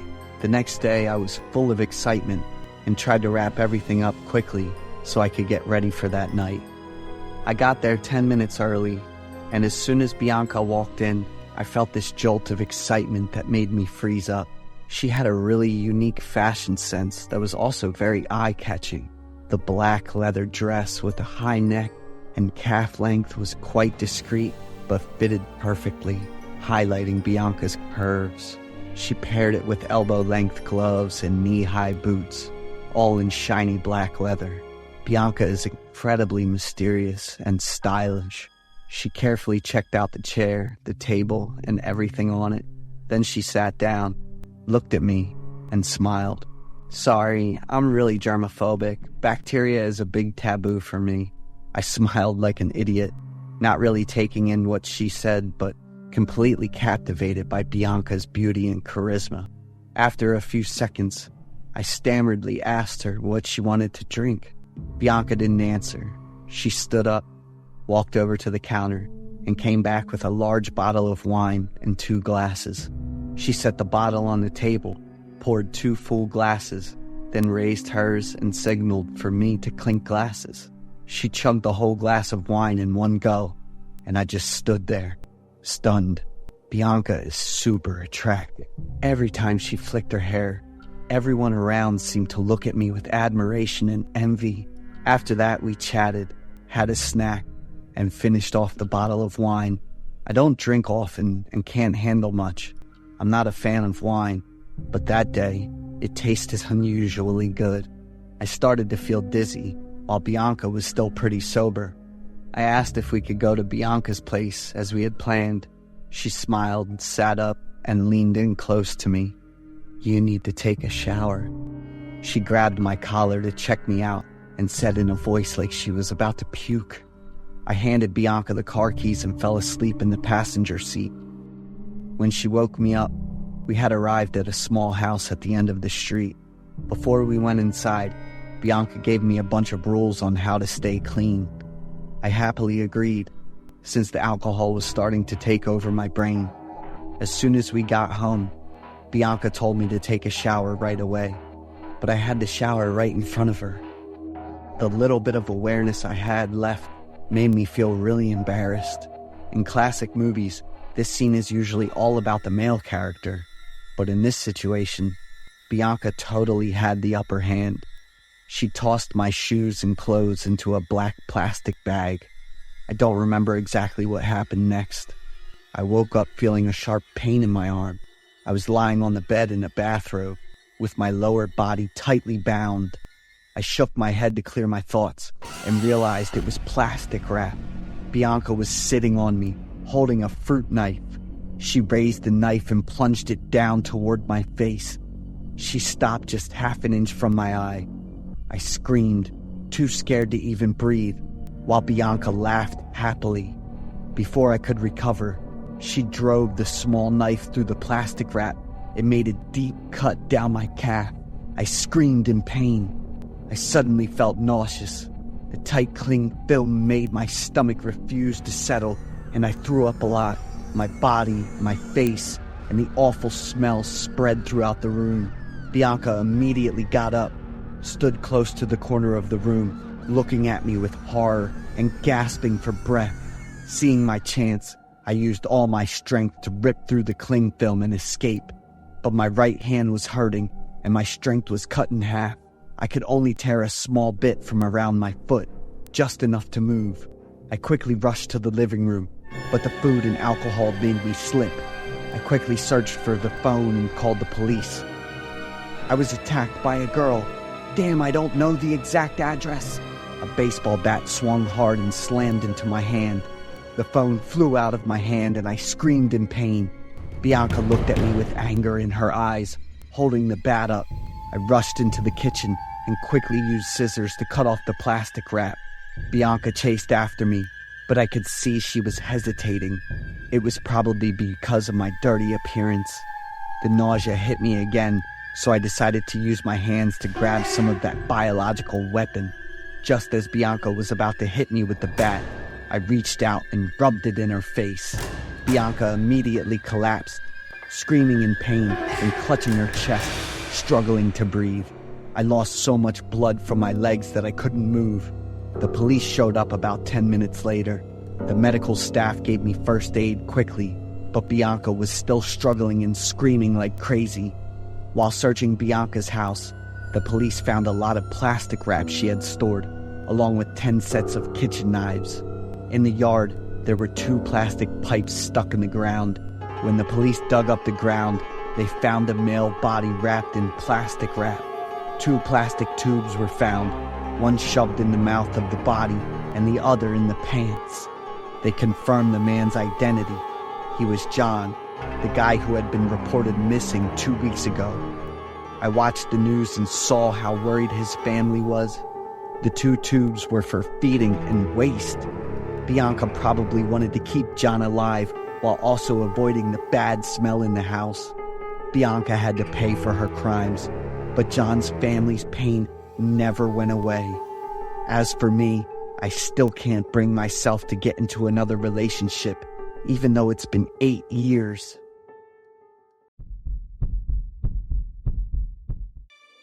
I'm Louis, 35 years old, living in Los Angeles. My neighbor was a rich couple, Cassie and Joey. Together they're having a 6-year-old son, Jason.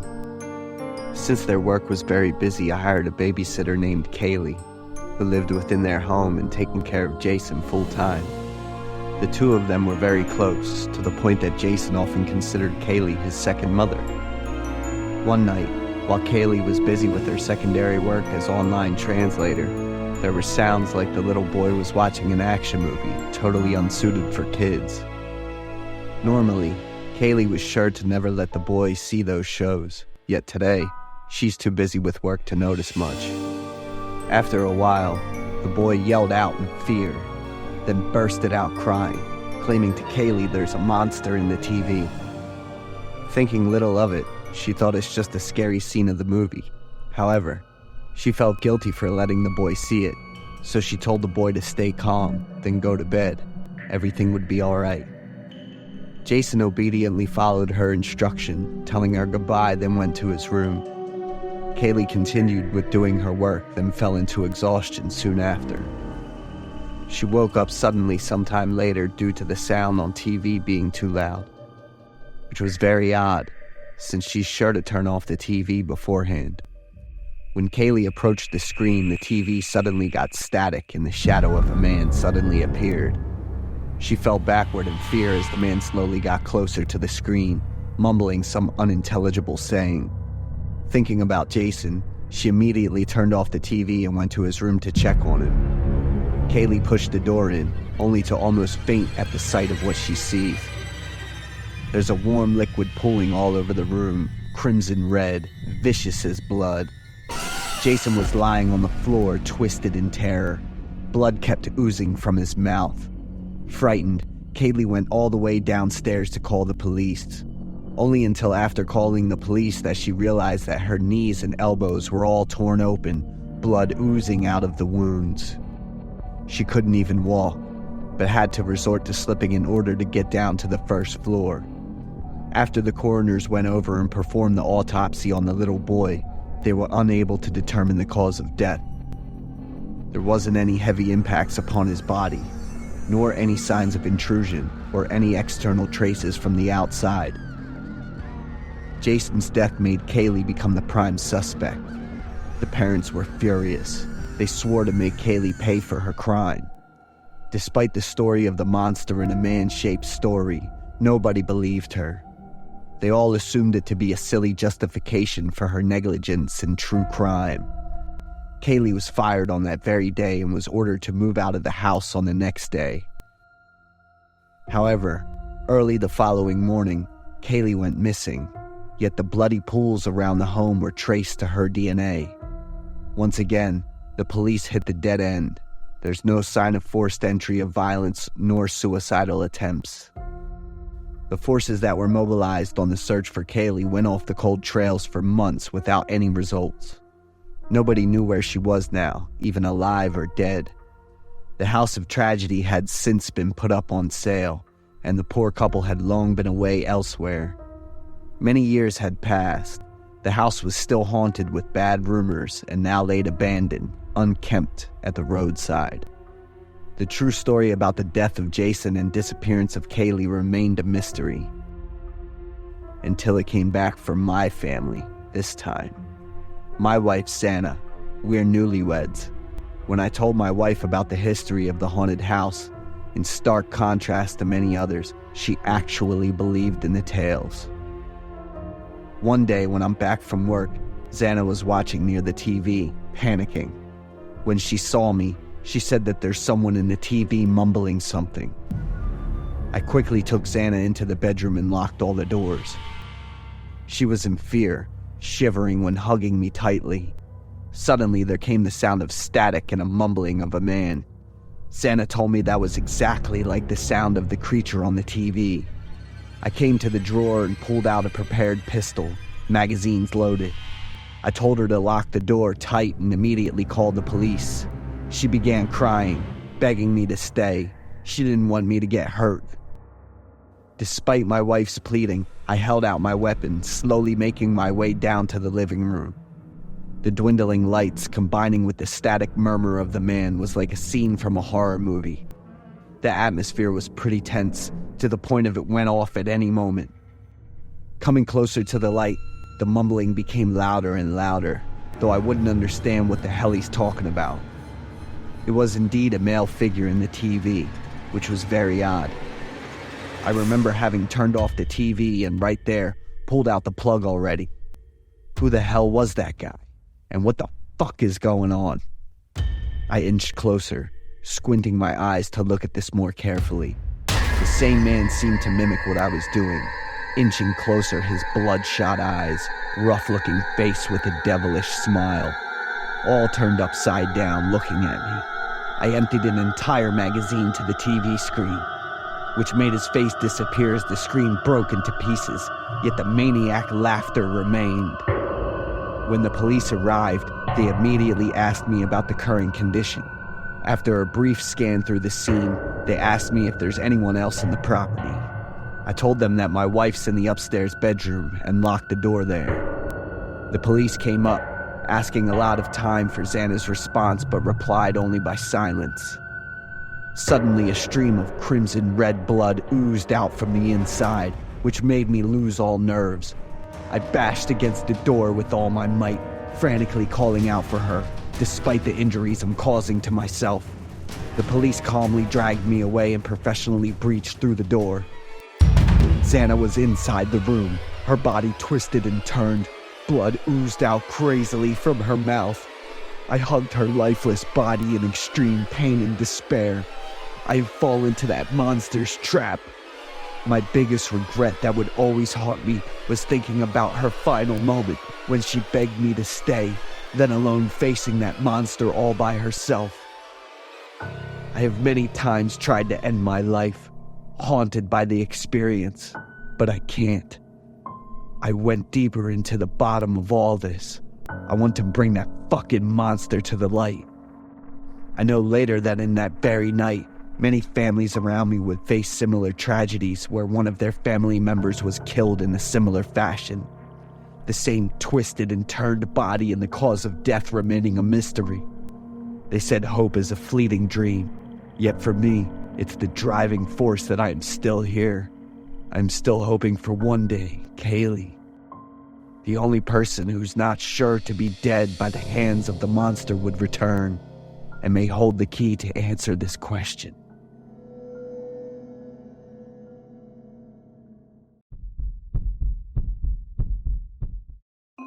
I'm Baron, 22 years old.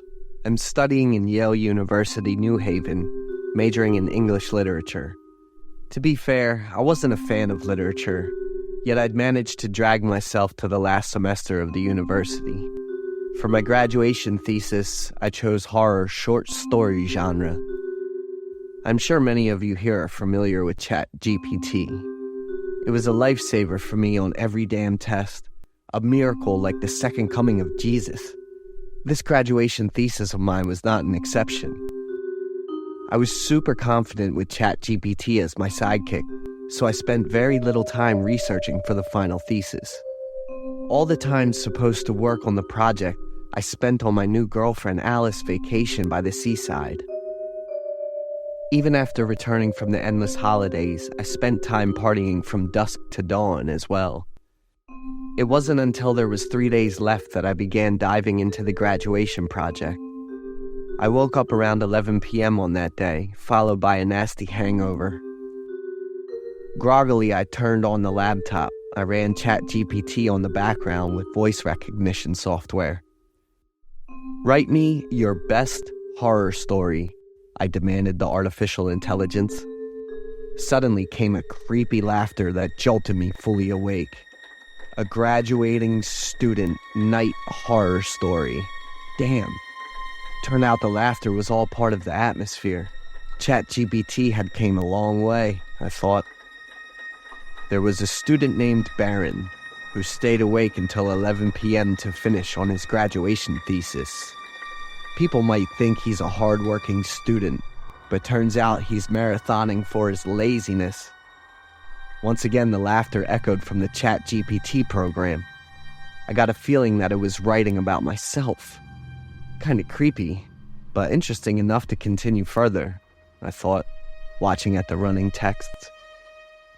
When he was grinding down on his work for the thesis, Baron felt there was some tingling in the air around him, as if he's being watched. Baron felt a sudden dread prompting him to look around to make sure everything was all right.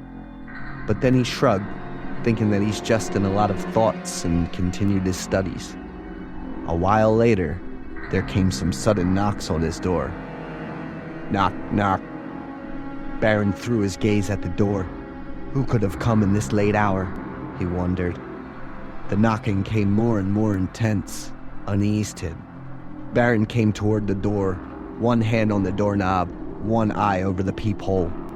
It was clear that there wasn't anyone outside. The knocking was still there. Baron took a deep breath to calm his racing heart.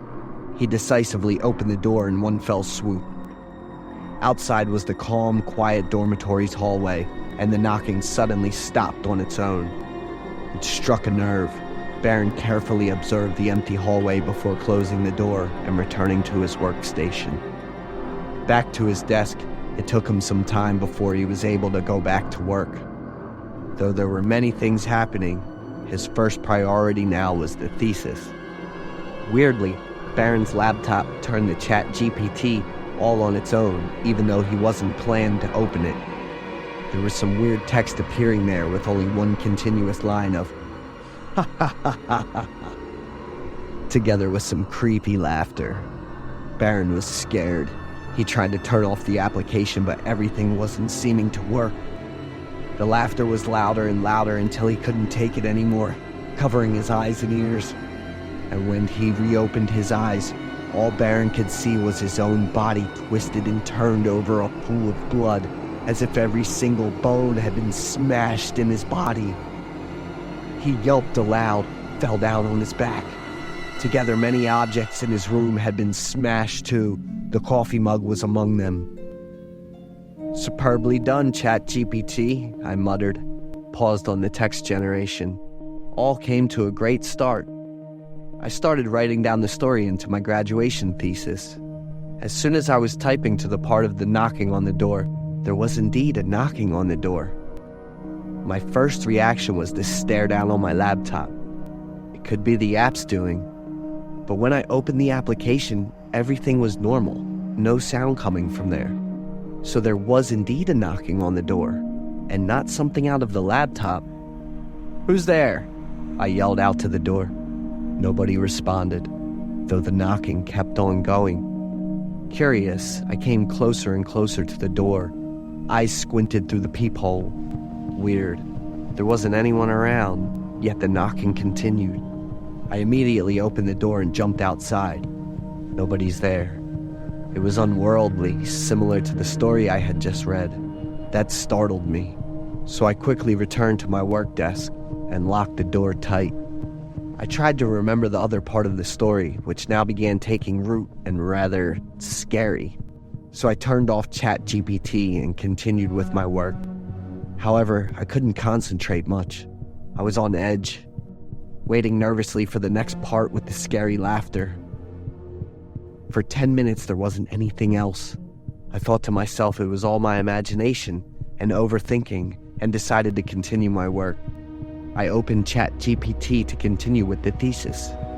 The moment the screen came up, it was me in there, twisted and turned on a pool of blood, as if all the bones had been forcefully extracted from within. The image startled me and I fell backward from my seat. My knees hit hard on the desk, prompting the coffee mug to fall down, breaking into pieces. The hot coffee popped hard and burned my leg. Okay, it wasn't a dream anymore. Okay, everything did feel outworldly strange now. I quickly grabbed my phone to call my friend staying downstairs. Suddenly, the creepy laughter echoed from the ChatGPT program. What do you think about the previous session? Do you wish to continue? I stopped right there, frozen in my desk. A bitter lump rose upon my throat. The fucking apps acted like it knew everything I was doing now. It's as if something sinister was there, trying to get to my nerve. Even though I did not say anything, the application acted as if it had received the command and continued writing. Baron was scared. Everything around him felt weirdly scary. He stared down onto the display without acknowledging a mysterious character in the same room staring into him reading the horror story. Another laughter came, this time accompanied by a creepy tune with it. I jumped into the laptop to close down the screen. The moment I finished doing it, far in the corner of my eyes, over the dark side of the room, I saw a black shadow attentively staring into me.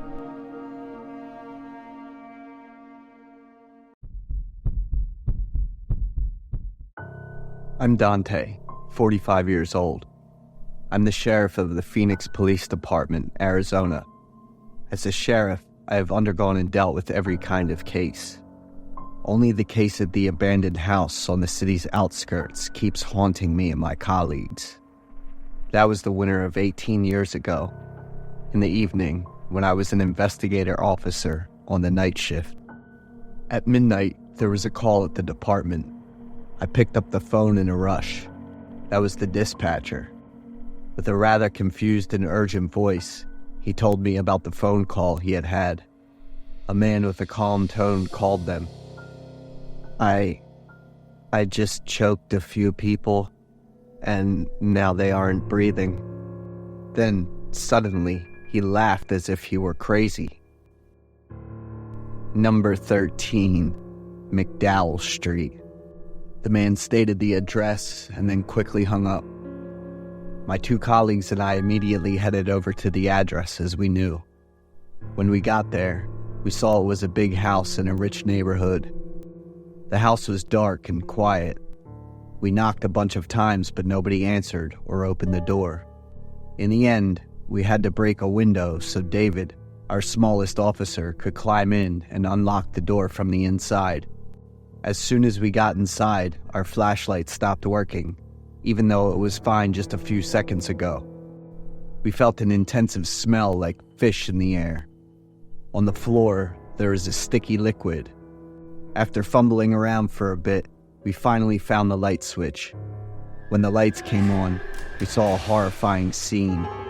A layer of dark red blood was on the floor, spreading and soaking into the expensive fur carpet. We searched the whole house but didn't find any unusual signs or the owner. According to the investigation, this house belongs to a wealthy couple named Thomas and Daria. They have 2 kids together. After examination, they concluded that the blood on the floor was enough for 5 or 6 adults. However, Mr. Thomas's family has 4 people and 2 young children. The neighbors around insisted that this fancy house had been empty for about a month. Our team worked for 3 months and still didn't find any clues or bodies. We couldn't track down the location of the person who called the police that evening. The case eventually hit a dead end, but my colleagues and I didn't give up. The Thomas family's house was sealed off for further investigation. A month later, the police got a call saying the door of the house had been opened. We also got a lot of reports from the neighbors saying they heard occasional laughter coming from the house. The investigation team showed up right away. When we walked into the house, we all heard kids laughing. Following the laughter, we went upstairs and found a glowing toy car. One of my colleagues said he must have just seen that car on the first floor. We all just stood there, looking at each other with confused and suspicious expressions. The house still doesn't show any other unusual signs. One evening, the police got a report that some kids coming home from school saw light on the second floor of house number 13. This time, we confirmed that someone was still living in the house. We armed, just in case. When we entered the house, we quickly checked the first floor and then headed up to the second floor. Suddenly, all the lights on the second floor turned on, and it startled us. At that moment, David seemed like he was in a trance. He sprinted toward the stairs and jumped down, surprising everyone. As soon as David landed, the gun in his hand went off with a loud bang. My remaining teammates and I looked at each other, totally shocked. When he got to David, he was lying face down in a big pool of blood, with a gaping hole in his head. David's sudden and bizarre death left me and the rest of the team in shock. Rumors about house number 13 on McDowell Street started spreading everywhere. The house was even more tightly sealed off. A few months later, when the investigation had stalled, neighbors told us a strange man was living in the abandoned house. When we arrested him, that guy kept insisting he had Mr. Thomas's permission to move in. So Mr. Thomas isn't dead after all. The investigation team has reopened the case about his family. The guy living there was named Leon. He said he was a longtime friend of Thomas. But when we asked him about Mr. Thomas's family, Leon said that Thomas and his wife had divorced a long time ago and that he was now single. We started to have doubts about what this guy was telling us. After carefully searching the whole house again, we found a big wooden box buried deep in the basement. Inside the wooden box were the mostly decomposed bodies of a woman and 2 small children. After examination, it was confirmed that the bodies were Mr. Thomas's wife and 2 kids. We showed Leon the photo to see if he could identify Mr. Thomas, the so-called longtime friend. He said that he had many similar features to his friend, but his features were much more youthful. He pointed out that his friend Thomas had a big mole at the end of his left eyebrow, but this guy didn't have that. I looked up Thomas's family records and found out that his dad and grandpa were also named Thomas. The case of the house at 13 McDowell Street turned into a confusing mess and became a murder that shocked the whole country at the time. That guy named Leon hanged himself in house number 13 just 3 days later. All investigation work on the case has been on hold to this day. The members of our investigation team that year still remember our unlucky teammate David and hope that one day they'll find clues to solve the case. My name's Glenda, 27 years old. I'm a journalist currently residing in Nevada. I'm an introvert and reserved individual who dedicated everything to my job. I did not have a lot of friends as well. I felt a great deal of anxiety talking to people due to me being an albino. I did not have any experience with romance. To be fair, I never thought that there would be a single person in the world wanting a relationship with me. Things turned upside down the moment I met Jim. He's a strong, tall, perfect man, super friendly too. Jim was an already established person with a great family to back it up. Enough to hit me up at first sight. I, of course, thought that he was totally out of my reach and not even dreamed of him glancing at me. But he made the first move indeed. A lot of attack from a love-struck Jim from me on the get-go. Flowers, expensive gifts kept showering me from Jim. He always tried to find ways to see me, spending time with me. Yet when he expressed his feeling after 1 week, I declined.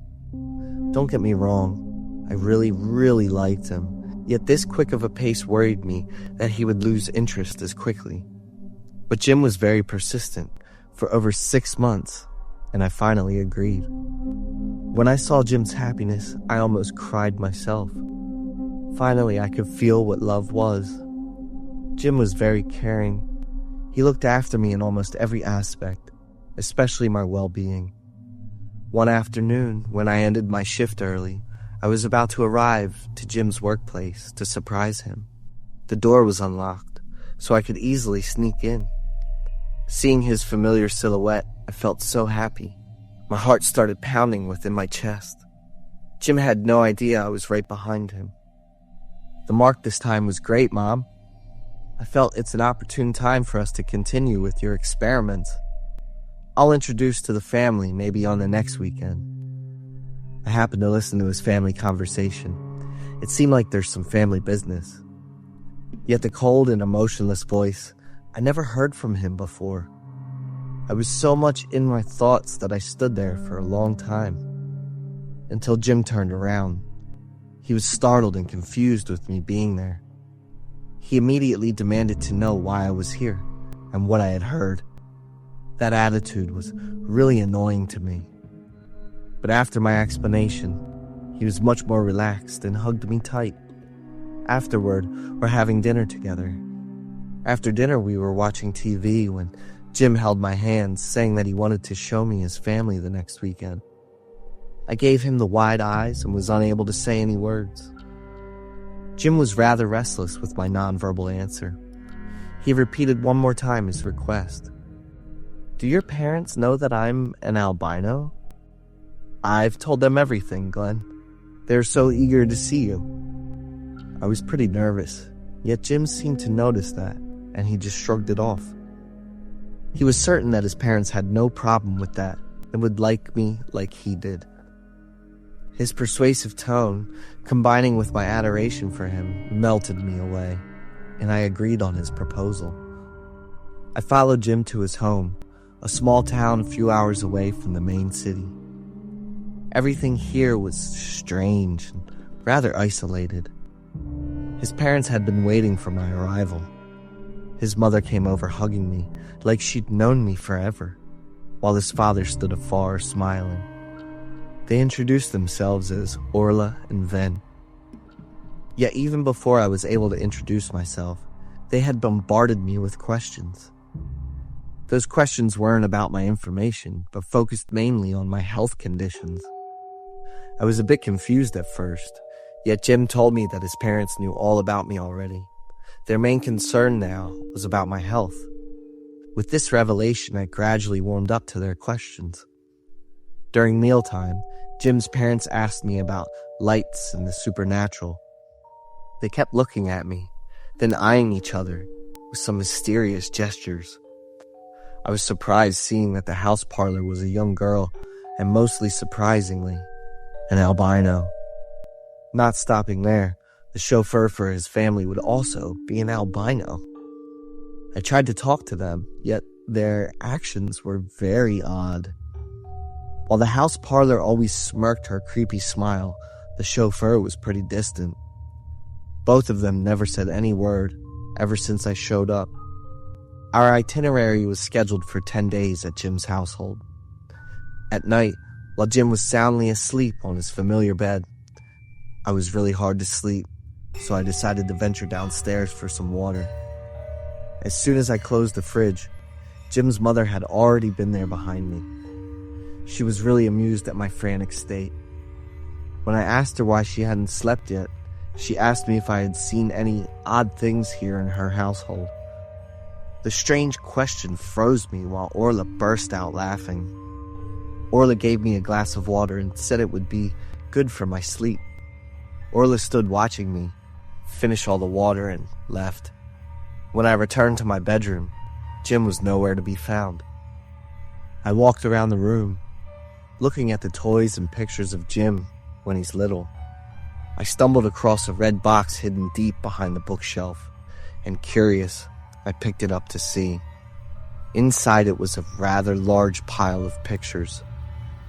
Scouring through the pictures, my emotions shifted from surprise to suspicion. That was Jim's picture with his exes. They were really happy, and most surprisingly, all of his exes were albinos like me. And one among them was even a man.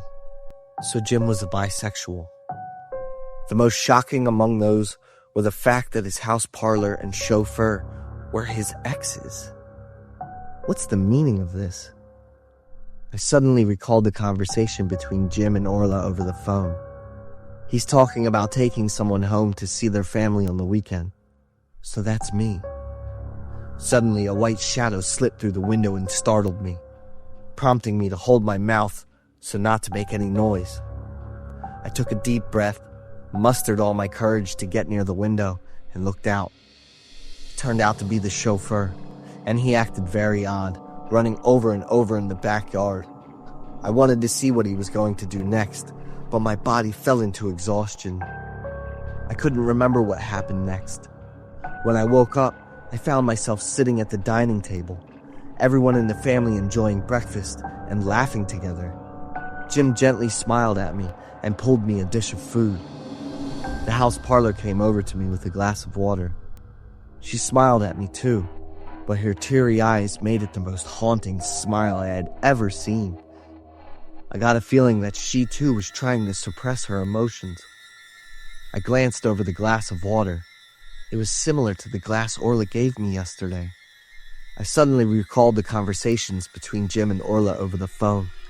There was mention about some kind of experiment. I have to get out of here. I try my best to get up and scream out loud. When I came back to my senses, I was back in Jim's room. To be sure where I was, I bit my hands and felt the pain. Taking the scissors with me, I rushed out of Jim's house, trying to run so fast with all my strength. By the time my body was weakened and the feeling of drowsiness reappeared, I held my breath, gritted my teeth, and twisted the scissor point into my hand to stay awake. The shearing pain washed over me, kept me awake in tears. I did not want to be another live experiment. I kept running and stabbing myself with the scissors for like 5 times until I was able to stop a truck. The driver was so panicked, looking at an albino covered in blood. Yet luckily, I was able to tell him my story, and he was able to call for help. Continuously drifted in and out of consciousness. It took me 3 times to finally calm myself down, knowing that I was in safety. I told the police everything I had been through. Jim and his entire family was arrested, with strong evidence found in the house's basement. They had spent years kidnapping the albinos and used them as slaves, with the crazy belief that the albinos had supernatural properties. They wanted to keep those people around their household to guard against the evils of the unseen world. I was lucky to be alive and escape from this household. If I hadn't discovered their schemes early, would I be just another live experiment of those crazy people?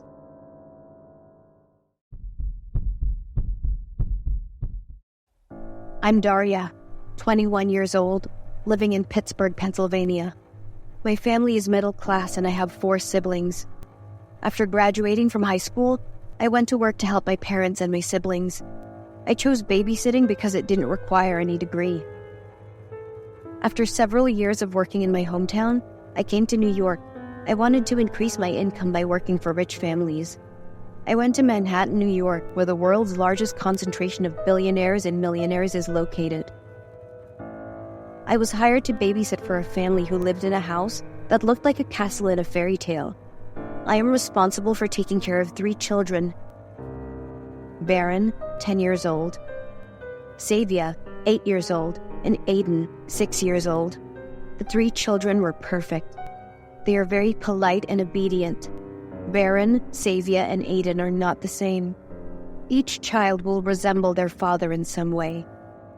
As far as I know, the boss is a businessman, 44 years old. He will be home on odd days of the week. I also never saw his wife. Surely such rich families will have complicated stories like those in the movies. Nothing would come of it until the last few weeks. I received a call to my family's landline. The children are about to be in trouble. Save them quickly. A man's voice, very deep and a bit frightened. I asked who he was, but the other end of the line kept repeating the same sentence. The children are about to be in trouble. Save them quickly. I felt uncomfortable and hung up. I think it's a prankster from someone having a mental problem. The next day, still in the same time frame, I received another call. The girl is in danger. Save her quickly. I was startled to realize that this voice was the man from yesterday. Who are you? What is your relationship with this family? I quickly asked him. But he repeated what he had just said and hung up. The girl is in danger. I fell into confusion. Save her quickly. What is up? The boss's powerful and slightly annoyed voice rang out right behind me. He must have heard something while I was talking on the phone. I hastily told him about the 2 calls from the man. He immediately got angry and asked the workers in the house to unplug all phone lines. I suggested calling the police, but he immediately got angry and shouted loudly.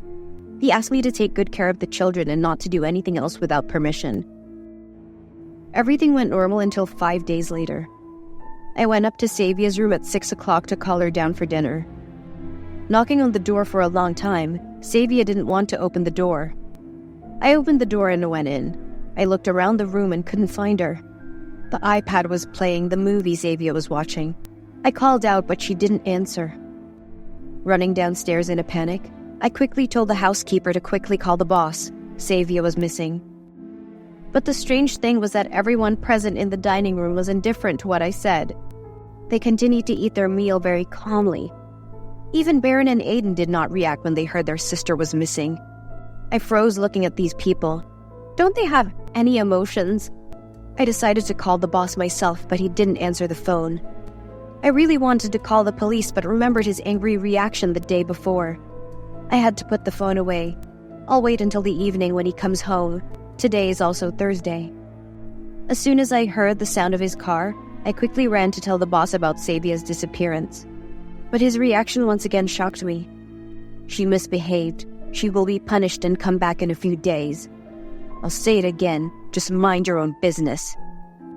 His cold and bloodshot eyes looked straight at me. It made my body stiffen. His eyes gradually turned back to brown. I panicked, tried to hold my breath, bowed my head, and ran quickly back into my room. I'm scared, but I'm making a lot of money working here, so I choose to stay quiet and try to do my job well. 3 days later, Baron continued to disappear. The boy disappeared, leaving the room cluttered with many things.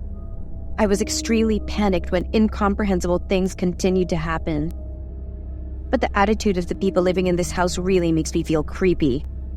A housekeeper, she came in at the same time as me, revealed to me the reason why Baron disappeared. The boy was also taken to be punished because he refused to take medicine. Medicine? Is Baron sick? I didn't know about this when I joined the job.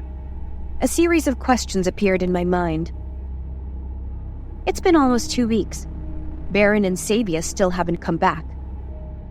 One day, I went down to the warehouse to find Baron his favorite ball. I was a bit startled when I saw the desk phone stored in here. I stood looking at the phones for a while and decided to go over and plug in the red phone I'd received 2 calls before. As soon as I plugged in the phone, it immediately rang loudly, causing me to panic and answer the call. I don't want anyone to know what I'm doing. My heart was beating very hard. I tried to breathe evenly. On the other end of the line was that man's voice. Quickly, get out of there. You will be the next victim. I didn't answer. I tried to calmly continue to listen. You'll be forced to drink deadly drugs. You will lose all consciousness and emotions. You'll become a living doll. He will sell you as a sex toy. My eyes widened as wide as possible. Tears welled up. I covered my mouth tightly, trying not to sob out loud. He was so cruel that he used his own children to make money. Maybe his wife was sold in that way. Not just 1, but 3 wives, with 3 children. All I could think about right now was running away. I have to escape this horrible place. Just as I turned around to run out, at the warehouse's entrance, a tall black shadow was staring at me with cold, bloodshot eyes.